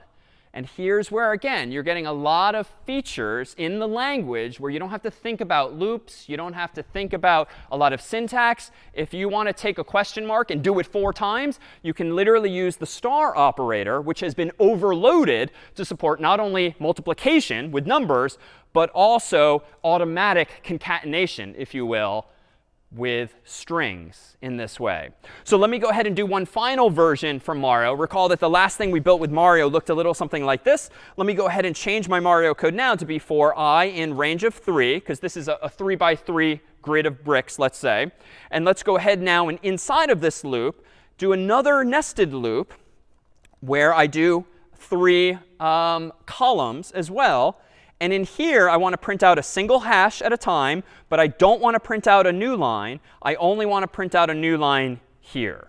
So it turns out that essentially, because Python gives you the \ns for automatically, essentially any logic you wrote in the past now needs to be reversed. If you ever printed a new line, now you don't want to print a new line. And if you ever didn't print a new line, now you do in some sense. So let me go ahead and wrong language, Python of mario.py, and voila, my 3 by 3 grid. So this is to say that in Python, we can nest loops just like we did in C. I can use multiple variable names like I and J being conventional. There's no curly braces. There's no semicolons. But again, the logic, the ideas are still the same. It just takes a little bit of time to get used to, for instance, some of the new syntax.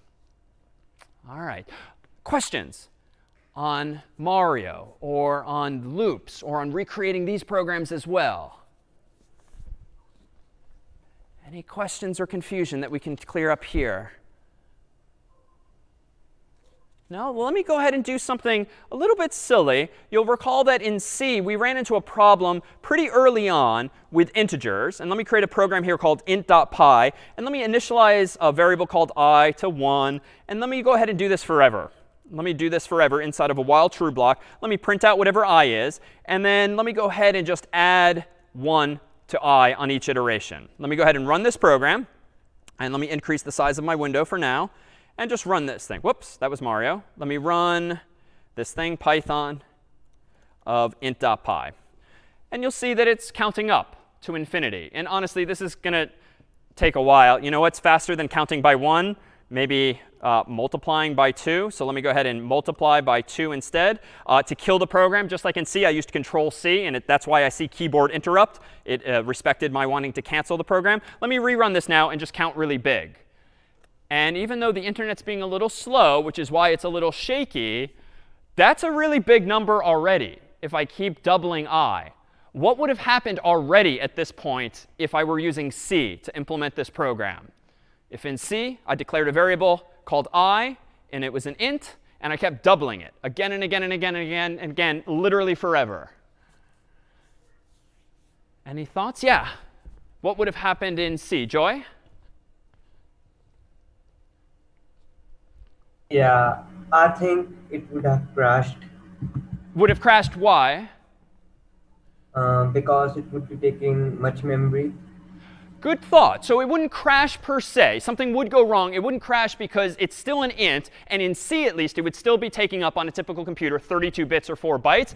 But honestly, the program probably would have started printing 0 by now, or even negative numbers. Because recall, one of the limitations of C is that integers are a finite size, only 32 bits or 4 bytes, which means if you keep going from 1, 2, 4, 8, 16, a million, 2 million, 4 million, 8 million, and so forth, eventually you're going to get into the billions. And as soon as you cross the 2 billion threshold, or maybe the 4 billion threshold, if using signed or unsigned numbers, it's going to get too big. You're going to have integer overflow. But in the world of Python, integer overflow, not a thing. anymore. In the world of Python, your numbers will get as big as you need them to get. They will automatically address this problem for you. Unfortunately, floating point imprecision, still a thing. So I only divided 1 by 2 earlier, but if I continue to divide other values and I looked at enough decimal points, we would still suffer, unfortunately, from floating point imprecision. However, in the world of Python, like in Java and other languages, there are libraries, scientific libraries, that allow you to use as much precision as you need, or at least as much memory as your computer has. So those problems, too, have been better solved in more modern languages than in something out of the box like C code. But just by multiplying that number again and again, was I able then to demonstrate much larger numbers than we ever saw in weeks past. Well, let me go ahead and do another program here, this one called scores.py. That's going to be an example of really keeping track of scores, which was an example we did early on in week 2 of the class. And in Python, I'm going to go ahead and give myself a list of scores like this: 72, 73, and 33. Again, sort of a playful reference to our ASCII numbers. But in this context, they're quiz scores. So 2 OK quiz scores and 1 kind of low quiz score, assuming these things are out of like 100. But notice the syntax I'm using. Square brackets in Python give me a list. I don't have to decide in advance how big it is. It's not an array per se, but it's similar in spirit. But it will automatically grow or shrink. And the syntax is even simpler. Suppose I want to average these scores in Python. I could do something like this. I could print out that the average of these scores is, for instance, and then I could do something like this. I could do the sum of scores divided by the length of scores. And some of this is actually kind of new already. It turns out in Python that there is a sum function that will take a list as input and return to you the sum of those items. And we've seen already there's a length function, len, that tells you the length of a list. So if I add up all my scores and then divide by the total number of scores, that should give me, by definition, my average. So Python of scores.py, voila. Oops, what did I do here? I screwed up. So, unintended, admittedly, but let me try to save myself here. So what just happened? Well, this error message is a little cryptic. It says type error, can only concatenate stir, not float to stir. So long story short, Python, in this case, does not like the fact that I'm trying to take a string, average on the left, and concatenate to it a float on the right. So there's a couple of ways I can solve this, and we saw the fundamental solution earlier. If this expression here that I've highlighted is by definition mathematically a float, but I want it to become a string, I can just tell Python, convert that float to a string. So much like there's the I to A function that some of you discovered, which is the opposite of the A to I function, I can take in Python, in this case, a float and convert it to a string equivalent. So now if I run Python of scores.py, voila, my average is 59.333333. And you already see a bit of imprecision. There's some rounding error at the end there that is not a perfect 1/3. But there's another way I could do this. And it's a little uglier, but I could use one of those F strings. I could say, go ahead and plug in a value here and just print out the user's average. So it turns out that inside of these curly braces, you don't have to print just variables. You can actually put entire coding expressions. And I would encourage you not to paste crazy long lines of code, because it's going to very quickly get unreadable. At that point, you probably should use a variable. But here, I can go ahead and run Python of scores.py, and voila, oops, I screwed up again. Also not intentional, but I can fix this. Yeah, I'm missing the F at the beginning to make this a formatted string. And now if I rerun it, voila, same exact answer. So again, I have multiple approaches. There's a third one here. I could do something, and actually, I don't need the stir in that context, because now if it's inside of a format string, Python will presume that I want to automatically convert it to a string. So that's nice. Or I can just factor this out, and I can say something like this. Give me a variable called average, assign it equal to that math, and then print out the average. So again, just like in C, so many different ways to solve the problem. And which one is best depends really on what might be most readable, most maintainable, or easiest to do. Let me go ahead and add some scores dynamically now. Instead of hard coding my 3 scores, let me ask myself for my scores over the course of a semester. From CS50, let me import getInt, just so I can get some numbers easily. Let me give myself an empty list of scores, the syntax for which is just open bracket, close bracket, so nothing inside of it initially. And now let me go ahead and do this. Let me get myself 3 scores, maybe it's the end of the term now, for I in range of 3. Let me go ahead and append to the scores array whatever the return value of getInt is, like this. Now, this too I could do in a bunch of ways. Let me get rid of this here. Whoops. No, we'll leave that there. This I could do in a bunch of ways, but notice what I'm doing. I'm getting int, and I'm passing the return value of int to a new function called append. It turns out that lists, the square brackets, once you've defined them in a variable like scores, they too have functions built into them. So I can do scores.append in order to add a number to the list. So now let me go ahead and run this, Python of scores.py. Let me manually type in my 72, my 73, and my 33, and voila, same exact answer. But think about how much of a pain this would have been in C if you had to either decide in advance the size of the array or not decide in advance and use malloc and realloc to keep growing and shrinking it. Python, using this append function, which comes inside of that list variable, handles all of this automatically for us. All right, so that too was a whole bunch of features. Any questions, though, that I can answer here? Any questions? No? Yeah, over to Santiago. Yeah, I had a question about so even if append like reduces the amount of code you have to write, does it underneath the hood just do exactly what we were doing in C, which is like malloc and realloc or something like that? Like, is that happening inside Python? Yeah, that's exactly what you're getting for free, so to speak, with the language. All of that malloc stuff, realloc stuff, maybe it's implemented with an array underneath the hood, like in the actual computer's memory. Maybe it's a linked list like we saw last week, but all of that is happening for you. But that, again, is one of the reasons why the code ultimately runs a little slower, because you have someone else's code in between you and the CPU of your computer doing a bit of that work for you. Sophia? Are there efficiency differences in between like the ways that we print of like utilizing the F like formatting or the other forms that we use? You don't have to be, if I'm understanding correctly, there are some fancy features of it. For instance, there is syntax you can use to specify how many decimal points you want to print after a floating point value. But it's no longer all of the %i, %s, %f, and so forth. There's slightly different syntax, but fortunately less of it, since you don't have to worry as much about those conventions. Other questions or confusion? No? All right, well, let me go ahead and do one other example that might be familiar from some weeks past. Let me go ahead and whip up a quick example of uppercasing, just to tie together one of our earlier examples that we saw more organically, or lowercasing. In this case, a file called uppercase.py. Let me go ahead and, from the CS50 library, let me go ahead and import getString. And then once I have this, let me go ahead and get a string from the user and ask them for before, for instance. And then let me go ahead and do the following. Let me go ahead and print out after. The goal being I want to uppercase this whole string for the user. And I'm going to keep this all on the same line. So again, I want a program that's going to print before, ask the human for some input, and then after, show the capitalized version of the whole string.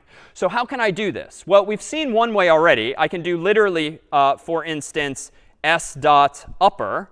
And let me go ahead and save this and now run Python of uppercase.py. Let me type in high and lowercase, and boom, now I get back the uppercase version. But if you want, you can actually manipulate individual characters as well. Let me go ahead and a little more pedantically do this. For C in S, print C. Now, this isn't quite what I want yet, but it's a stepping stone. Notice now, if I type in high and lowercase, I see H, I, exclamation point, all still lowercase. So I haven't done anything interesting. But you know what? Let me get rid of the new line, just so it all stays on the same line, because that was kind of ugly. Let me do it again. OK, a little better. Let me actually add a new line at the very end of the program to move my cursor to the new line. Let's do it once more. Hi. OK, I'm not uppercasing anything. But if I change C to C.upper, I can do that as expected. And let me run it again. Hi, and boom. Now I have another working program. But the new feature now is, notice this coolness on line 5. If you want to iterate over a string's characters, you don't need to like initialize I to 0 and then use square bracket notation like you did in C. You just say for C in S or for X in Y, whatever it is. For can also be used to iterate over the individual characters in a string, as you might want to do when doing something like cryptography or the like. So we don't have to just uppercase the whole string all at once. We can still gain access to our individual values. And there's other things you can do in Python as well that we could do in C. Let me go ahead and create a program here called argv.py for argument vector, which recall was the name of the input to main that allows you to access command line arguments. Now today we have seen that you can have a main function, but you don't need to. But it's conventional. It's not required anymore. And so we haven't seen argc or argv yet. But that's because they're elsewhere in Python. If you want to access command line arguments in Python, it turns out that you can import a module called argv. And this is a little new, but it follows the same pattern as CS50's library. I'm going to import from the system library a feature called argv.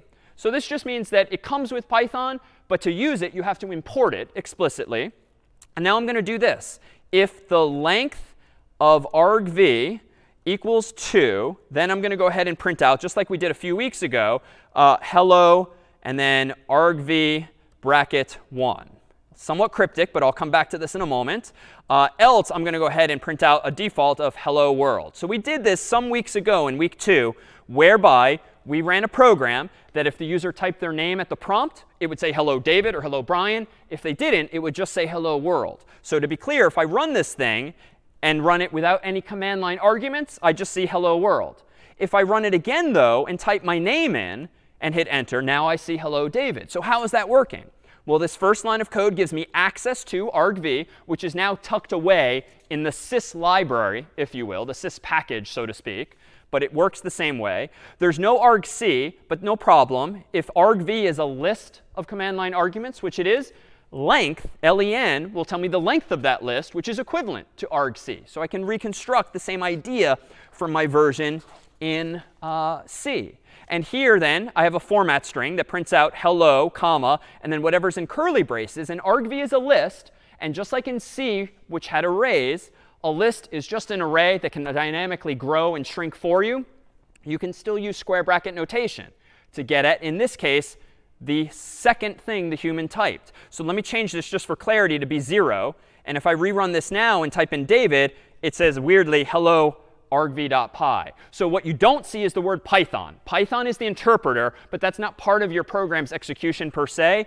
argv0 is going to be the name of the Python program you're running, and argv1 is going to be the first word thereafter, and so forth. So we still have access to that feature, but now we can convert it now to Python. And in fact, if I want to print out all the command line arguments, I can just more simply do this. For arg in argv, go ahead and print arg. So very succinct, if non-obvious at first glance. Now let me go ahead and type in something like David Malan, 2 words, enter. You now see everything printed or typed after the program's name and so forth. So here too, notice how neatly we can iterate over a list in Python. There's no I, there's no square brackets necessarily. You can just say for arg in argv, just like a moment ago I said for C in S. Pretty much the Python for loop is smart enough to figure out what it is you want it to iterate over, whether it's a string or a list. And my God, it's just so much more fun or pleasant to program now when you don't have to worry about all the stupid mechanics of like incrementing and plus plus and semicolons and all of that syntactical mess. All right, let me pause here to see if there's any questions. I know we're going through some of these examples quickly, but they're really just translations again. And for upcoming problems and problem sets, will you be able to more methodically compare before and after as well? Anything at all on your end, Brian? Nothing here. All right, so let's look at some of our final past examples, and then we'll reserve some time at the end of today to look at some even more powerful things that we can do because now of languages like Python. Let me go ahead and create a program this time called exit.py. Exit.py. And this program's purpose in life is just going to demonstrate exit statuses. Recall that eventually in C, we introduced the notion of returning 0 or returning 1 or any other value from main. We do have that ability now in Python 2 that you'll start to see in more larger programs. Here, too, I'm going to go ahead and import sys, the whole thing this time, just to show a different way of doing this. I'm going to say if the length of sys.argv does not equal 2, let me go ahead and yell at the user. Missing command line argument. And then after this, I'm going to go ahead and do sys.exit of 1. Otherwise, I'm going to go ahead and print out a formatted string that says hello, comma, argv bracket 1 with sys now in front of it for reasons I'll explain in a moment. And then at the end, I'm going to go ahead and by default print sys.exit 0. All right, so what is going on here? One, because I'm now using sys for two different things, I decided not to import argv specifically, but just to import the whole library. But because I did that, I can't just write the word argv anywhere. I now have to prefix it with the name of the package or library that it's in. So that's why I started doing sys.argv, sys.argv. But I'm also using another feature of the sys library, which gives me access to an exit function, which is the equivalent to returning from main. So this is a bit of a dichotomy. In C, you had to return 0 or 1 or some other integer from main. In Python, you instead call sys.exit with the same kinds of numbers. So a little bit different syntactically, but it's the same fundamental idea.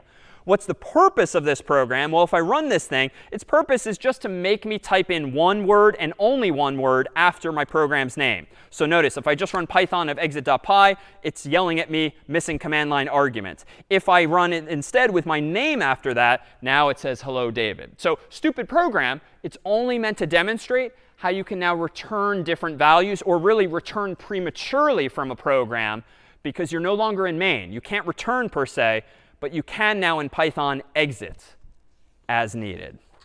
So that's the comparable line there.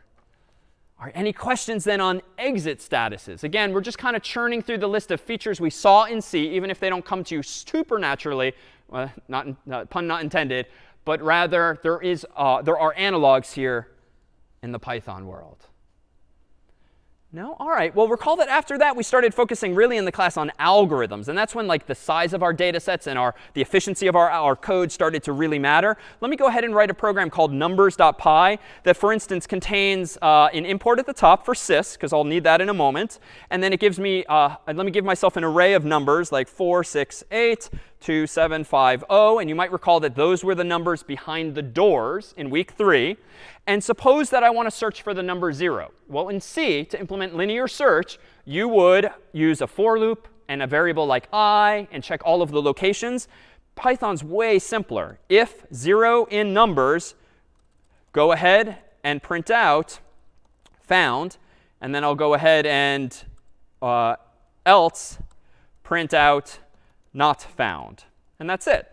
So let me go ahead now and do Python of numbers.py. Hopefully I will see indeed found because it's in fact there. So that's it. Linear search is just a prepositional phrase if 0 in numbers gives you the answer, true or false, that you want. So there is our linear search. What if I want to do it for names? Well, let me go ahead and give myself a second file, similar in spirit, called names.py. Let me again import, and actually, if I really want to be identical to our C version, let me go ahead and exit with 0 here. And let me exit with 1 here. But strictly speaking, that's not necessary. That just happens to be what I did when we did this in C instead. In names, let me go ahead and do something similar. Let me give myself a names list with a whole bunch of names. Bill and Charlie and Fred and George and Ginny and Percy. And lastly, Ron, all the way at the end. And then let me just check if Ron is in that list using linear search. If Ron in names, go ahead and print out found. Else, go ahead and print out not found. And I won't bother printing out or exiting with 0 or 1 this time. But let me go ahead and run Python of names. Python of names. And voila, we found Ron. And notice, I'm not cheating. I don't think I've screwed up. If I go ahead and say Ronald, if that was in fact his formal name, now I search for Ron, not found. It's looking indeed for an exact match. So that's pretty cool that we can distill something like that pretty readily. But recall that a little bit ago I proposed that Python has other data types as well, among which are these things called dictionaries or dicts, D-I-C-T, which represent a collection of key value pairs similar in spirit to a dictionary. Like the Spanish dictionary has Spanish keys and English values, converting one to the other. This English dictionary has English words and English definitions. But the same idea, a collection of keys and values. Using one, you can find the other. Well, let's go ahead and translate this into Python in a program called phonebook.py. And implement something like our C phone book a while back, which recall in C, we used a couple of arrays initially. Then we scratched that, and we used an array of structs instead. Now let's use a dictionary, which is a more general purpose data structure as follows. Let me go ahead here and from CS50, import getString. Then let me go ahead and give myself a dictionary of people. And the syntax here is a little different, but I'm going to go ahead and preemptively use curly braces. They are back for the purposes of dictionaries. And then here's how you define key value pairs. One key is going to be Brian, and his value is going to be 1, 617, 495, 1000. That's his number. And then I'll be one of the other keys for now. We'll keep it a very small phone book or dictionary. Mine will be +1, 949, 468, 2750. And that's it. So the curly braces can technically be on different lines. I could move this up here. I could get rid of this. But there are certain style conventions in Python. The point, though, here is that a dictionary is defined with curly braces at the beginning and end. The keys and values are separated by colons. And the key value pairs are separated by commas. So that's why it's conventional to write it the way I did. It's just a little more obvious that this is a dictionary with two keys, each of which has a value. It's just associating left with right, so to speak. Now, what does this mean? Suppose I want to search for someone's name. Well, let me go ahead and give myself a name variable called getString, asking the human for a name. And let me implement my own virtual phone book, much like the contacts app in your phone. Let me go ahead and then say, once I have the name, if name in people, that's great. If I found the name in people, let me go ahead and print out that the number for that person is people bracket name. And this is where dictionaries are going to get really powerful. Let me run it first and then explain. Python of phonebook.py, enter, whoops, Python of phonebook.py. Let me search for Brian's number. Boom, there's Brian's number. Let me go ahead and run it with David's name. Boom, there's that number. Let me go ahead and run it with, say, Montague's name. Don't have his phone number just yet. He's unlisted, as would be anyone else that I type in. So what has gone on here? Well, at the top, I'm declaring this new variable called people, and it's a dictionary, a set of key value pairs left and right. Then I'm just getting a string from the user using getString as before. And then this is powerful too. This is essentially on line 9 searching the whole dictionary for the given name, and it's returning to me down here the name associated with that. The number associated with that person's name. And let me make this more clear by factoring this out. Let me give myself a variable called number, and then more explicitly print out that variable's name. Here's what's different today.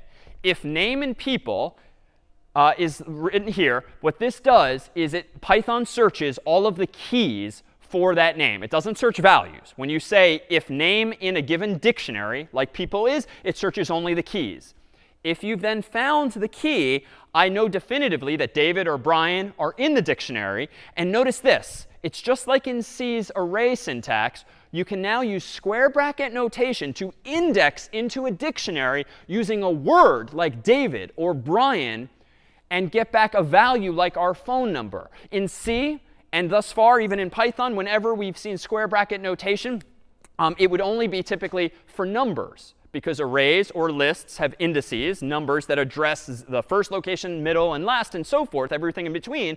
But what's powerful about dictionaries is that they're otherwise known as associative arrays. A dictionary is a collection of key value pairs. And if you want to look up a key, you simply use square bracket notation, just like we used to use square brackets for numbers. And because Python is a pretty fancy language, it handles the searching for you. And even better, it does not use linear search. When searching a dictionary, it aspires to give you constant time by using what we called last week a hash table. Dictionaries are typically implemented underneath the hood using something like a hash table. And recall that even though it was really a goal of achieving constant time, if you choose a really good hash function and a really the right size array to hash into, you can come close to constant time. So again, among the features of a dictionary in Python are that it gives you very high performance. It's not linear search. And in fact, recall that when we began playing with Python earlier and I re-implemented Speller using what, like 10 or 20 lines of code max instead of the many more that you might have written for pset5, Speller used a set. And a set is just a collection of values. Long story short, it's similar in spirit to a dictionary in that it too, underneath the hood, uses a hash table to get you answers quickly. So if you think back to what that Speller example was from earlier on today, when I had a line of code that just said words equals set, that one line of code was implementing pretty much the entirety of your spell checker. All of those pointers, all of those hash tables and chains and linked lists are distilled into just one line of code. You get that with the language itself.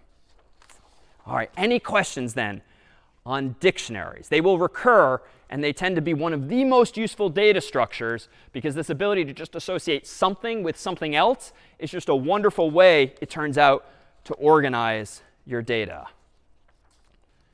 Any questions here? Yeah, Sophia? Is there only a set hash function that Python has defined like for these dictionaries, or can we change that hash function in any way? Good question. It comes with a hash function for you, and Python figures all of that out for you. So that's the kind of detail that you should leave to the library, because someone else has spent all of the time thinking about how to dynamically adapt the data structure, move things around as needed, so that you no longer need to stress to the degree you might have when implementing Speller yourself. And it turns out other things get easy too. This is not a commonly needed feature necessarily, but it is something we can do. Let me go ahead and write a quick program called swap.py. Recall that in swap.c a couple of weeks ago, we gave x a value of 1, y a value of 2, and then I printed out something like x is x, y is y. But this week I'm using format strings just to print that out. Then I did something like swap xy, and I just kind of hoped for the best, and then I printed out those values again. Well, it turns out in Python, because you don't have pointers and you don't have addresses per se that you have access to, you can't resort to the solution like last week and pass these variables around by reference, so to speak, by their address. That's just not possible. Why is that a thing? Well, it would seem to be taking a feature away from you. But honestly, if this past week was any indication, including the week prior, pointers are hard. And like segmentation faults are frequent. And like getting all of that stuff right is difficult. And at worst, your programs can be compromised because someone can access memory that they shouldn't. So Python takes that feature away. Java also takes that feature away from programmers to sort of protect you against yourself from screwing up like you may have and should have in some number of times this past week. But it turns out in Python there are solutions to these problems. And if you want to swap x and y, that's fine. Swap x and y. And so now if I run Python of swap on this program, voila, boom. It's distilled into one other line. So even though they take something away from us that you can do a lot of damage with or make a lot of mistakes with, we can nonetheless hand you back a more powerful feature with this one-liner for swap. And notice that it's x comma y on the left, but y comma x on the right. And that has the effect of doing what Brian did with the glasses of liquid, of doing the switcheroo, even without a temporary variable explicitly there, though some magic is happening underneath the hood. Well, let's go ahead and implement a couple final programs from week 4 and then introduce a few of our own here in week 6. Let me go ahead and implement another phone book that this one's a little more persistent. Let me go ahead here and create a file here called phonebook.csv. And let me go ahead and name this name, comma, number. So a CSV file, recall, is like a very simple spreadsheet. And I'm going to go ahead and just create that so I have it nearby. And then I'm going to create a new file called phonebook.py that's initially empty. And this time I'm going to do this. I'm going to import from CS50 the getString function as before. But I'm also going to import a library called the CSV Library. It turns out Python comes with a whole lot of functionality related to CSV files to make your life easier and make it easier to do things with CSVs. Among the things I might want to do is this. Let me go ahead and open up that file, phonebook.csv, in append mode, similar to fopen 2 weeks ago. And let me go ahead and assign that to a variable called file. Then let me go ahead and just get a name from the user. So let me use getString to get someone's name, name here. Then let me go ahead and use getString again to get someone's number here. So using number. And then lastly, and this is the new code, let me save that name and number to a file. And recall from pset 4 that saving files and writing bytes out to files is pretty involved. Like it probably took you a while to implement recover or blur or any of those filters that involved creating new files. Turns out the CSV library makes this pretty easy. Let me go ahead and give myself what's called a writer. And I'm going to give myself the return value of calling csv.writer of file. So what is this doing? File, again, represents the file I'm trying to open. CSV writer is some function that comes with the CSV library, and it expects as input a file that you've already opened. And it kind of wraps that file with some fancier functionality that's going to make it way easier for me, the programmer, to write to that file. What am I going to do? I'm going to use that writer variable to write a row that specifically contains a name and a number. And I'm using a list because if you think of a spreadsheet with columns and rows, a list is kind of the right idea. Each of the cells from left to right is kind of like a list. A row is like a list. So I'm going to deliberately use a list here. And then lastly, I'm going to close the file just as I've done in the past. So it's a little cryptic here. But again, getString is old now. This is old now. So the only things that are new are importing the CSV. I'm opening this file in append mode, similar to what I did in C. And then these lines here involve wrapping the file with the CSV functionality, writing a row to this file with write row, and then closing it. So let me go ahead and try this now. Let me open up phonebook.csv, which for now only contains these headers, which I created manually a moment ago. And let me go ahead and run this, Python of phonebook.py. Let me go ahead and add Brian. And Brian will be +1, 617, 495, 1000, enter. And now let me go to my CSV file over here. Damn it, I screwed up. Pretend I didn't hit enter there. Now it works.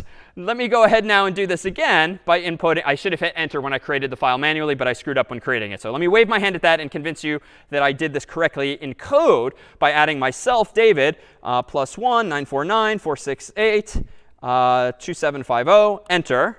Let me go back to my CSV file, and voila, now it's formatting correctly because I did it. Write row includes a line for me. And notice too, if I download this file, let me download phonebook.csv like I did in a past week. Let me download this to my own Mac. Let me open this CSV file, and whether you have Apple Numbers installed or Microsoft Excel, you'll open something that looks like this, and voila, I've dynamically created, using Python code now, my own sort of CSV file.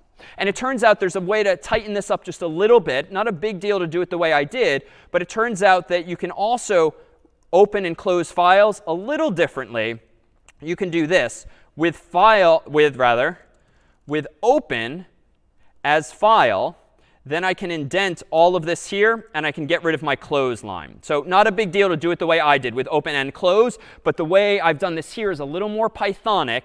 This with keyword, which is not something analogous to anything we've seen in C.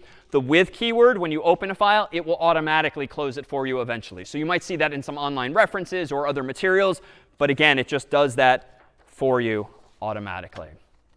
Well, let's go ahead and do this. I like the fact that we can now manipulate CSVs. And it turns out that if you've ever used Google Forms, that's a very popular way of collecting data from users. In fact, let me go ahead and go to a URL, cs50.ly/hogwarts, which is going to show you a form like this here. If, Brian, you wouldn't mind typing that into the chat, go to that URL, cs50.ly/hogwarts. And if everyone wouldn't mind just playing along, just tell us what house you wish you were assigned to by the sorting hat in the world of Hogwarts. What house would you be in? Now, if you've used Google Forms before, you'll recall that you can see these results certainly in the Google form itself. And already 122 of you have buzzed in. And we can see a distribution in a graph and so forth. But what I want is not the distribution pictorially there. I'm going to go ahead and open up a spreadsheet. And so if you've never used Google Forms before, you can click a button, and then you can get a list of all of the responses that are coming in live right now. And by default, Google keeps track of the timestamp when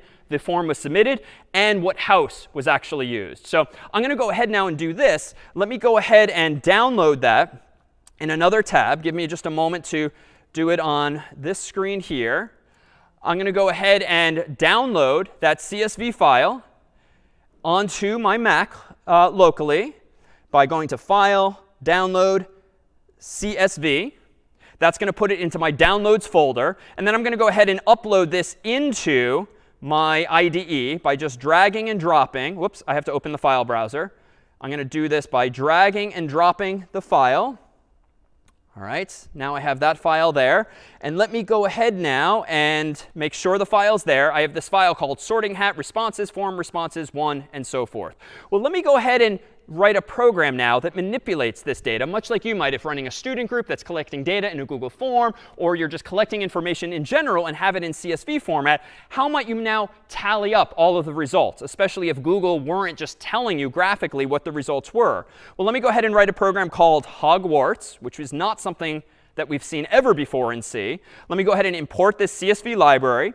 Let me give myself initially a dictionary called houses that contains a whole bunch of keys like Gryffindor with initial count of 0, Hufflepuff with an initial count of 0, Ravenclaw with an initial count of 0, and also Slytherin with an initial count of 0. So notice in a dictionary, or dict in Python, the keys and values don't need to be strings and strings. It can certainly be strings and numbers, because I'm going to use this dictionary ultimately to keep count of all of the votes for one house or another. So let me go ahead and do this. Let me go ahead and open up with open the sorting hat file in form responses1.csv, long file name, but that's the default from Google, as file. So I'm going to use my one-liner instead of having to open and close. I'm going to give myself this time a reader, which we did not see before. A CSV library has a reader function that allows me to read a CSV file automatically.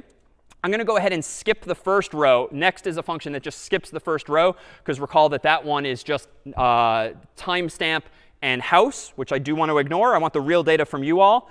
And here's what's cool about CSVs in Python. I can, if I want to iterate over all of the rows that are in that spreadsheet, I can do for row in reader. And now let me go ahead and get at, for instance, the house in question. So the house in a given row is going to be the row's first entry 0 indexed. So what is going on here? Well, let me go back to the Google spreadsheet a moment ago. And in the Google spreadsheet, there's 2 columns. And the way the CSV reader works is it returns to you one row at a time. And that's conceptually pretty straightforward. It maps perfectly to the idea of a spreadsheet. But each row is returned to you as a list. A list, in this case, of size 2. So row bracket 0 would give me a given timestamp. Row bracket 1 would give me a given house name. So that's why here in the IDE, I'm going ahead and declaring a variable called house, and I'm assigning it equal to row bracket 1, because I don't care about the timestamp. We all just did this roughly at the same time. But now that I have the house, I can now index into the dictionary. Just like in C, you could index into an array using a number. But in a dictionary, I can use strings. So I'm going to go ahead and say, go into the houses dictionary, which I defined up above, and go to the house key, and go ahead and increment it by 1. And that's it. At this point, I have opened the CSV file and read it using the library. In this loop, I'm iterating over every row in the spreadsheet that you all created by filling out that form again and again. I'm just using a variable to get at whatever's in the second column, otherwise known as row bracket 1, because row bracket 0 would be the timestamp. And then I'm going into the dictionary called houses, which we defined up here. I'm indexing into it just like an array, but it's a list in this case, using its house name, which looks up the appropriate key. And then plus equals 1 has the effect of incrementing its value. So it's a nice way of going into the dictionary and incrementing. Go in and increment. So now let's go ahead at the very end here and just print out the result. For house in houses is the fancy way to iterate over all of the keys in a dictionary. Go ahead and print out a formatted string as follows. Let me print out the house name, followed by a colon, followed by the houses dictionary, indexing into it with house. So again, cryptic. We'll come back to this in a second. Python of Hogwarts. Let me cross my fingers that I didn't screw this up. And I did. The IDE knew before I did. All right, now let me hope that I didn't screw this up. And damn it. All right, the file is called something slightly different. Google's name must have changed, sorry, versus when I practiced. Let me copy this. So close. Sorting hat responses. It has parentheses, which I forgot. All right, now let me cross my fingers, rerun the program. Damn it. OK, no such file or direct. Oh, I forgot the CSV.csv. OK, now cross the fingers and, oh, thank God. OK, so Gryffindor, not surprisingly, the most popular house. Hufflepuff at 40, Ravenclaw at 71. Slytherin, beat out Hufflepuff. Very interesting for whatever sociological reason. But here we have a program now that analyzed the CSV. Now, we happen to do it with silly Harry Potter data. But again, imagine collecting any data you want from users, downloading it as a CSV to your Mac or PC or your IDE, then writing code that analyzes that data however you want. I did a very simple summation, but you could certainly imagine doing something fancier than that, like doing summations or averages, standard deviations. All of that functionality could we get as well. All right, any questions on dictionaries before we now offer up some of the most powerful features we've yet seen in a programming language? Anything at all on your end, Brian? No hands raised here. All right, well, let me go ahead now. And I'm going to transition actually to my Mac, where I have in advance pre-installed Python, just so that I can do things locally. It'll make things a little faster. I don't have to worry about internet speeds and the like. And this is indeed the case, that on your own Mac, your own PC, you can download and install the Python interpreter, run it on your own Mac and PC. However, I would recommend you continue using this IDE, certainly for problem set's sake, until the end of the semester, maybe transitioning to your Mac or PC for final projects only because what I did this weekend was waste a huge amount of time just getting stupid libraries to work on my own Mac, which is often easier said than done, just because when programmers are writing code that's supposed to work on every possible Mac and PC in the world, you and I and everyone else have slightly different version numbers, different software installed, different incompatibilities. So those kinds of headaches very quickly arise when you're doing things locally. So let me encourage you to wait until term's end with final projects, perhaps, to sort of move off of the IDE and do what I'm about to now do, just because you'll be able to see these demos more clearly here. I'm going to go ahead and on my own Mac, I'm going to go ahead and create a program called speech.py. In advance, I've installed a library that supports speech synthesis. And if I want access to that functionality, it suffices to import pyttsx3, which is the name of that person's open source free library that I downloaded and installed on my Mac in advance. I read the documentation. I'd literally never used this before this past week. And I found that I can declare a variable called engine, for instance. I can then call pyttsx3.init to initialize the library. Why? That's just because of how the programmer designed it. You have to initialize it first. I then can use that engine to say things like, say, hello, world. Then after that, I should run the engine and wait for it to finish before my own program quits. All right, let me go ahead now and close that and run Python of speech.py on my own Mac here. Hello, world. Interesting. So it said what I typed in. And indeed, I can probably make this even more interesting. Let me go ahead and say something like this. Let me open up speech.py again and add some functionality. I won't use the CS50 library, but I will use maybe the input function. Let me go ahead and say name gets input, what's your name, question mark. And then let me go ahead and say, not hello world, but let me use an f string, which doesn't have to be used in print. You can use it in any function that takes a string. Let me go ahead and say hello to that name. All right, let me go ahead and run Python speech.py again. Whoops. Let me go ahead and run Python of speech.py again. What's my name? David. Hello, David. Oh, weird choice of inflection, but indeed it synthesized it. Let's try Brian. Hello, Brian.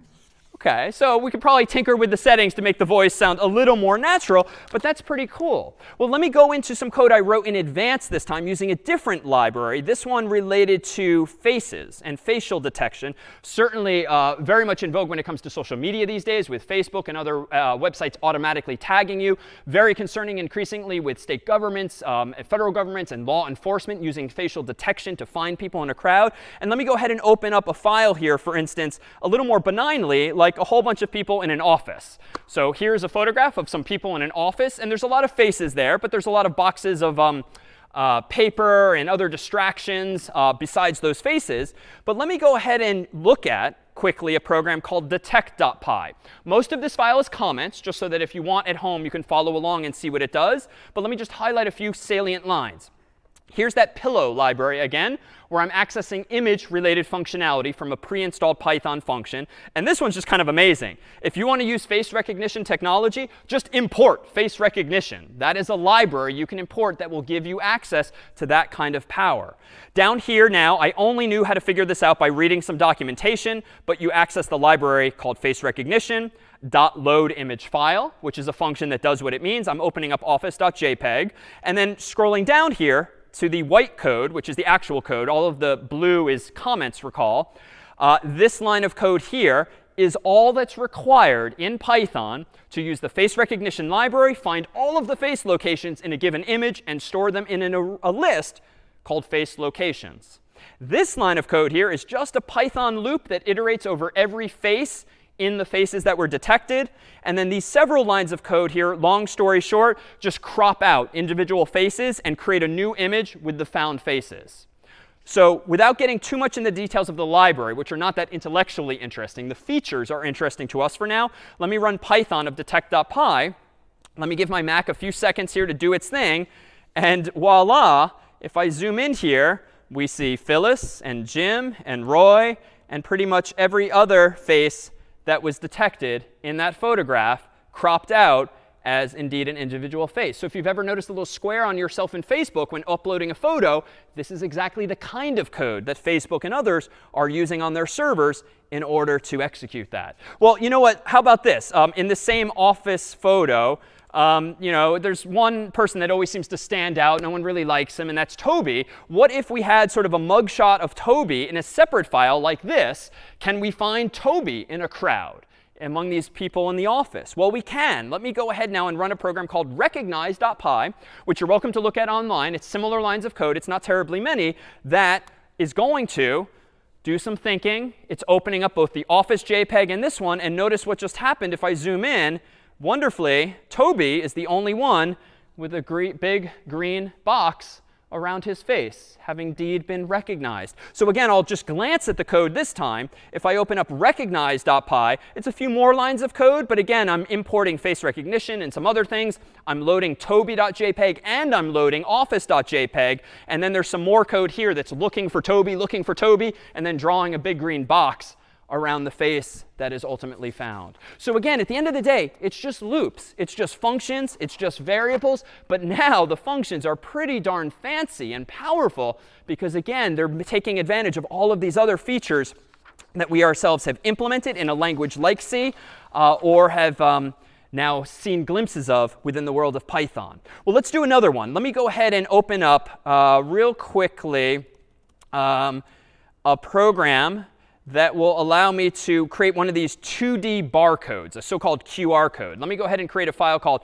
qr.py. And in this file, let me go ahead and do this. Import the operating system library, for reasons we'll soon see. And let me import the QR code library, which will do all of the hard work for me. Let me go ahead and create an image called QR that's assigned the value of QR code making. And let me paste in this URL of one of the course's lecture videos, for instance.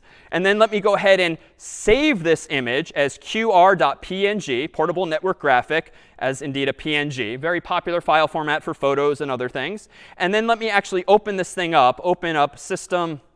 Actually, no, that's fine. Let me keep it simple. We don't need the OS library. No, we do. Let's go ahead and open it up with openqr.png. So 3 lines of code. Make a QR code with that URL, save it as qr.ping, and open the file. 3 lines of code. Let me go ahead and run Python of qr.py. Voila, it was pretty fast. If you would like to take out your own iPhone or Android phone, turn on the camera if your phone supports this, and scan this 3D barcode by awkwardly just pointing your phone at the lecture as we speak. It should open up YouTube for you, hopefully. And with such ease, I apologize to those. Yes, thank you for showing me what you're now seeing. I apologize for doing that yet again. Never gets old. But all we've done is embed in a 2-dimensional format, details of which we won't go into in class, a URL which suggests that you can store anything inside of these 2D barcodes. And if you decode them with something like your camera, can the software running on your phones these days decode these things for you? Well, let me do something else, this time involving another sense, this one listening. Let me go into a file called listen.py. And let me go ahead and do something very simple. Let me go ahead and get user's input in a variable called word by using the input function, say something. And then let me just send it all to lowercase, just to keep things simple. And now let me do this. Once I get the user's words, let me go ahead and say if the word hello is in their words, go ahead and print out hello to you too. So if they say hello, I want to say hello back. If how are you in words, then let me go ahead and print out something like, I am well, thanks, as the computer. Elif goodbye in words. Then let me go ahead and say something reasonable like goodbye to you too. And then lastly, else, let me go ahead and print out just something like, unrecognized. So if you will, here's the beginnings of an artificial intelligence, an AI, right? A program that's going to somehow interact with me, the human, typing in phrases to this thing. So if I did it correctly, let me go ahead and run python of listen.py. I did not do something correctly. Not is, in. OK, sorry. Let me go ahead and run python of listen.py, say something. I'll say hello. Oh, hello to you too. What a nice, friendly program. Let me ask it how it is. How are you? Question mark. It just seems to detect that. Let me go ahead and say, OK, goodbye for now. And it detects that too, because goodbye is in the phrase that the user typed in. But if I say something like, hey there, it's not recognized. So pretty cool. We can use very simple string comparisons using the in preposition to detect things. But I bet, if we use the right library, we can really make this more powerful too. Let me go ahead and, just like I imported facial recognition, let me import speech recognition in Python, which is yet another library that I pre-installed. Let me go ahead and now do this. Recognizer equals speech recognition dot recognizer. And this is just creating a variable called recognizer by my having followed literally the documentation for using this library. Then let me go ahead and do this, also from the documentation, with speech recognition dot microphone as source. So this is opening up my microphone in some sense. Again, just following the documentation. Let me go ahead and say something to the user. And then after that, let me go ahead and declare a variable called audio, set it equal to the recognizer's listen function, passing in my microphone as the source. And now down here, let me go ahead and say print out you said. And below that, I will print out recognizer.recognize. This is the hardest part today so far for some reason. Google audio. All right, so what's going on? This line of code, these lines of code here are opening up a connection to my microphone on my Mac. It's then using the speech recognition library to listen to my microphone and storing the audio from my microphone in a variable called audio. These lines of code down here are literally printing you said, and then it's passing to Google, thegoogle.com, the file of audio that I just recorded on my microphone, and it's printing out whatever comes back from Google. So let's see what comes out. Again, crossing my fingers that I didn't mess up. Python of listen. Hello, world. Ooh. How are you? It's pretty good speech recognition. It's using the cloud, so to speak, passing it up to Google. But now let's make things a little fancier and actually respond to the human. So let me go back into here and add back some of the previous logic and say something like this. If hello in words, then go ahead and print out like before, hello to you too. Elif, how are you in the words that have come back from Google, go ahead and print out I am well, thanks. And down here, if I said goodbye in words, then go ahead and print out goodbye to you too. Else, if nothing comes back that I recognize, let's just print out huh. So if I did this right, let's now go ahead and do python of listen.py. Hello there. Oh, damn it. OK, stand by. Oh, sorry. Let me do a find and replace. I called the variable words instead of audio, and I just executed a fancy command to replace it everywhere. So audio is what I meant to say this time. Now, let's go ahead and run this. Python of listen.py. Hello, world. Damn it. Audio data is not iterable. This is a bug. Give me 1 second to double check my notes. Very sorry to disappoint. Audio in her. Oh, sorry. I did it right the first time, but the wrong way. Let me change my variable back to words. OK. What I forgot to do was call one line of code here that's literally sitting in front of me. I need to convert the recognizer's return value, recognize Google audio. I need to store the return value of passing the audio to Google and storing the resulting text here. And so I have restored using the words variable here. All right, now let me go ahead and run Python of listen.py. Hello there. Very nice. How are you today? Cool. OK, goodbye.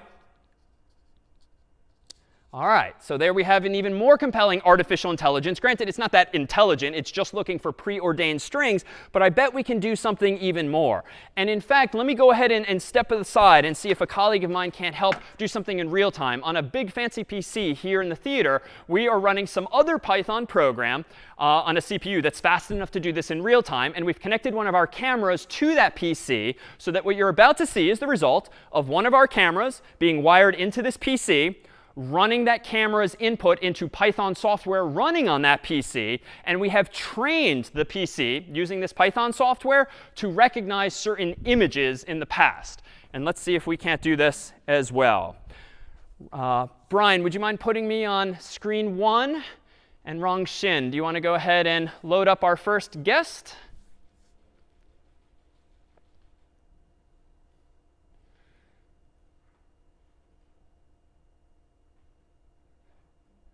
All right. I think we are live. So again, you see my mouth moving in lockstep with Einstein here. His lips are matching mine. His head movements are matching mine. We can even be inquisitive. If my eyebrows go up, my mouth gets this way. And you can see that the Python program in real time is mapping my facial movements onto someone else's face, of course, otherwise known as a deep fake. Rongshin, could we try out Brian's photo instead?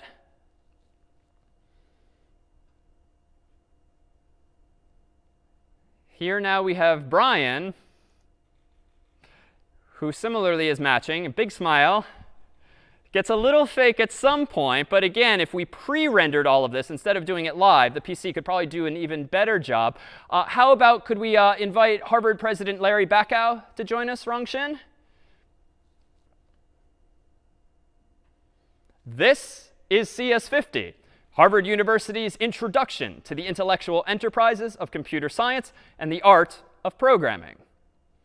How about President Peter Salovey from Yale, Rongshin? This is CS50, Yale University's introduction to the intellectual enterprises of computer science and the art of programming. Now, at this point, the real-world implications of this should be getting increasingly clear. While it's all fun and games to do this on Instagram and TikTok and the like, using various mobile applications these days, which are essentially doing the same thing. And you can see the image doesn't quite keep up with me if I start moving a little too quickly right now. This has very real-world implications in the world of politics, government, business, and really just the real world more generally, because I'm essentially putting in someone else's mouth my own words. And while it's clear that these examples thus far aren't really that compelling, if I start to move too much, you see that things start to get out of sync. Just imagine that if we wait 1 year, our computers are going to be twice as fast with even more memory and the like. Software is only getting better and more powerful. The libraries and the artificial intelligence is getting more trained. And so among the themes for the coming weeks of the class is not just how to do some things with technology and how to write code, but frankly asking the much bigger, more important picture question of should you do certain things with technology and should you actually write such code. We did ask President Salovey and President Bacow for their permission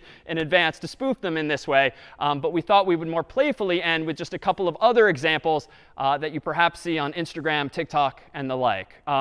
Rongshin, could we invite Pam to join us first? And how about a certain Jim?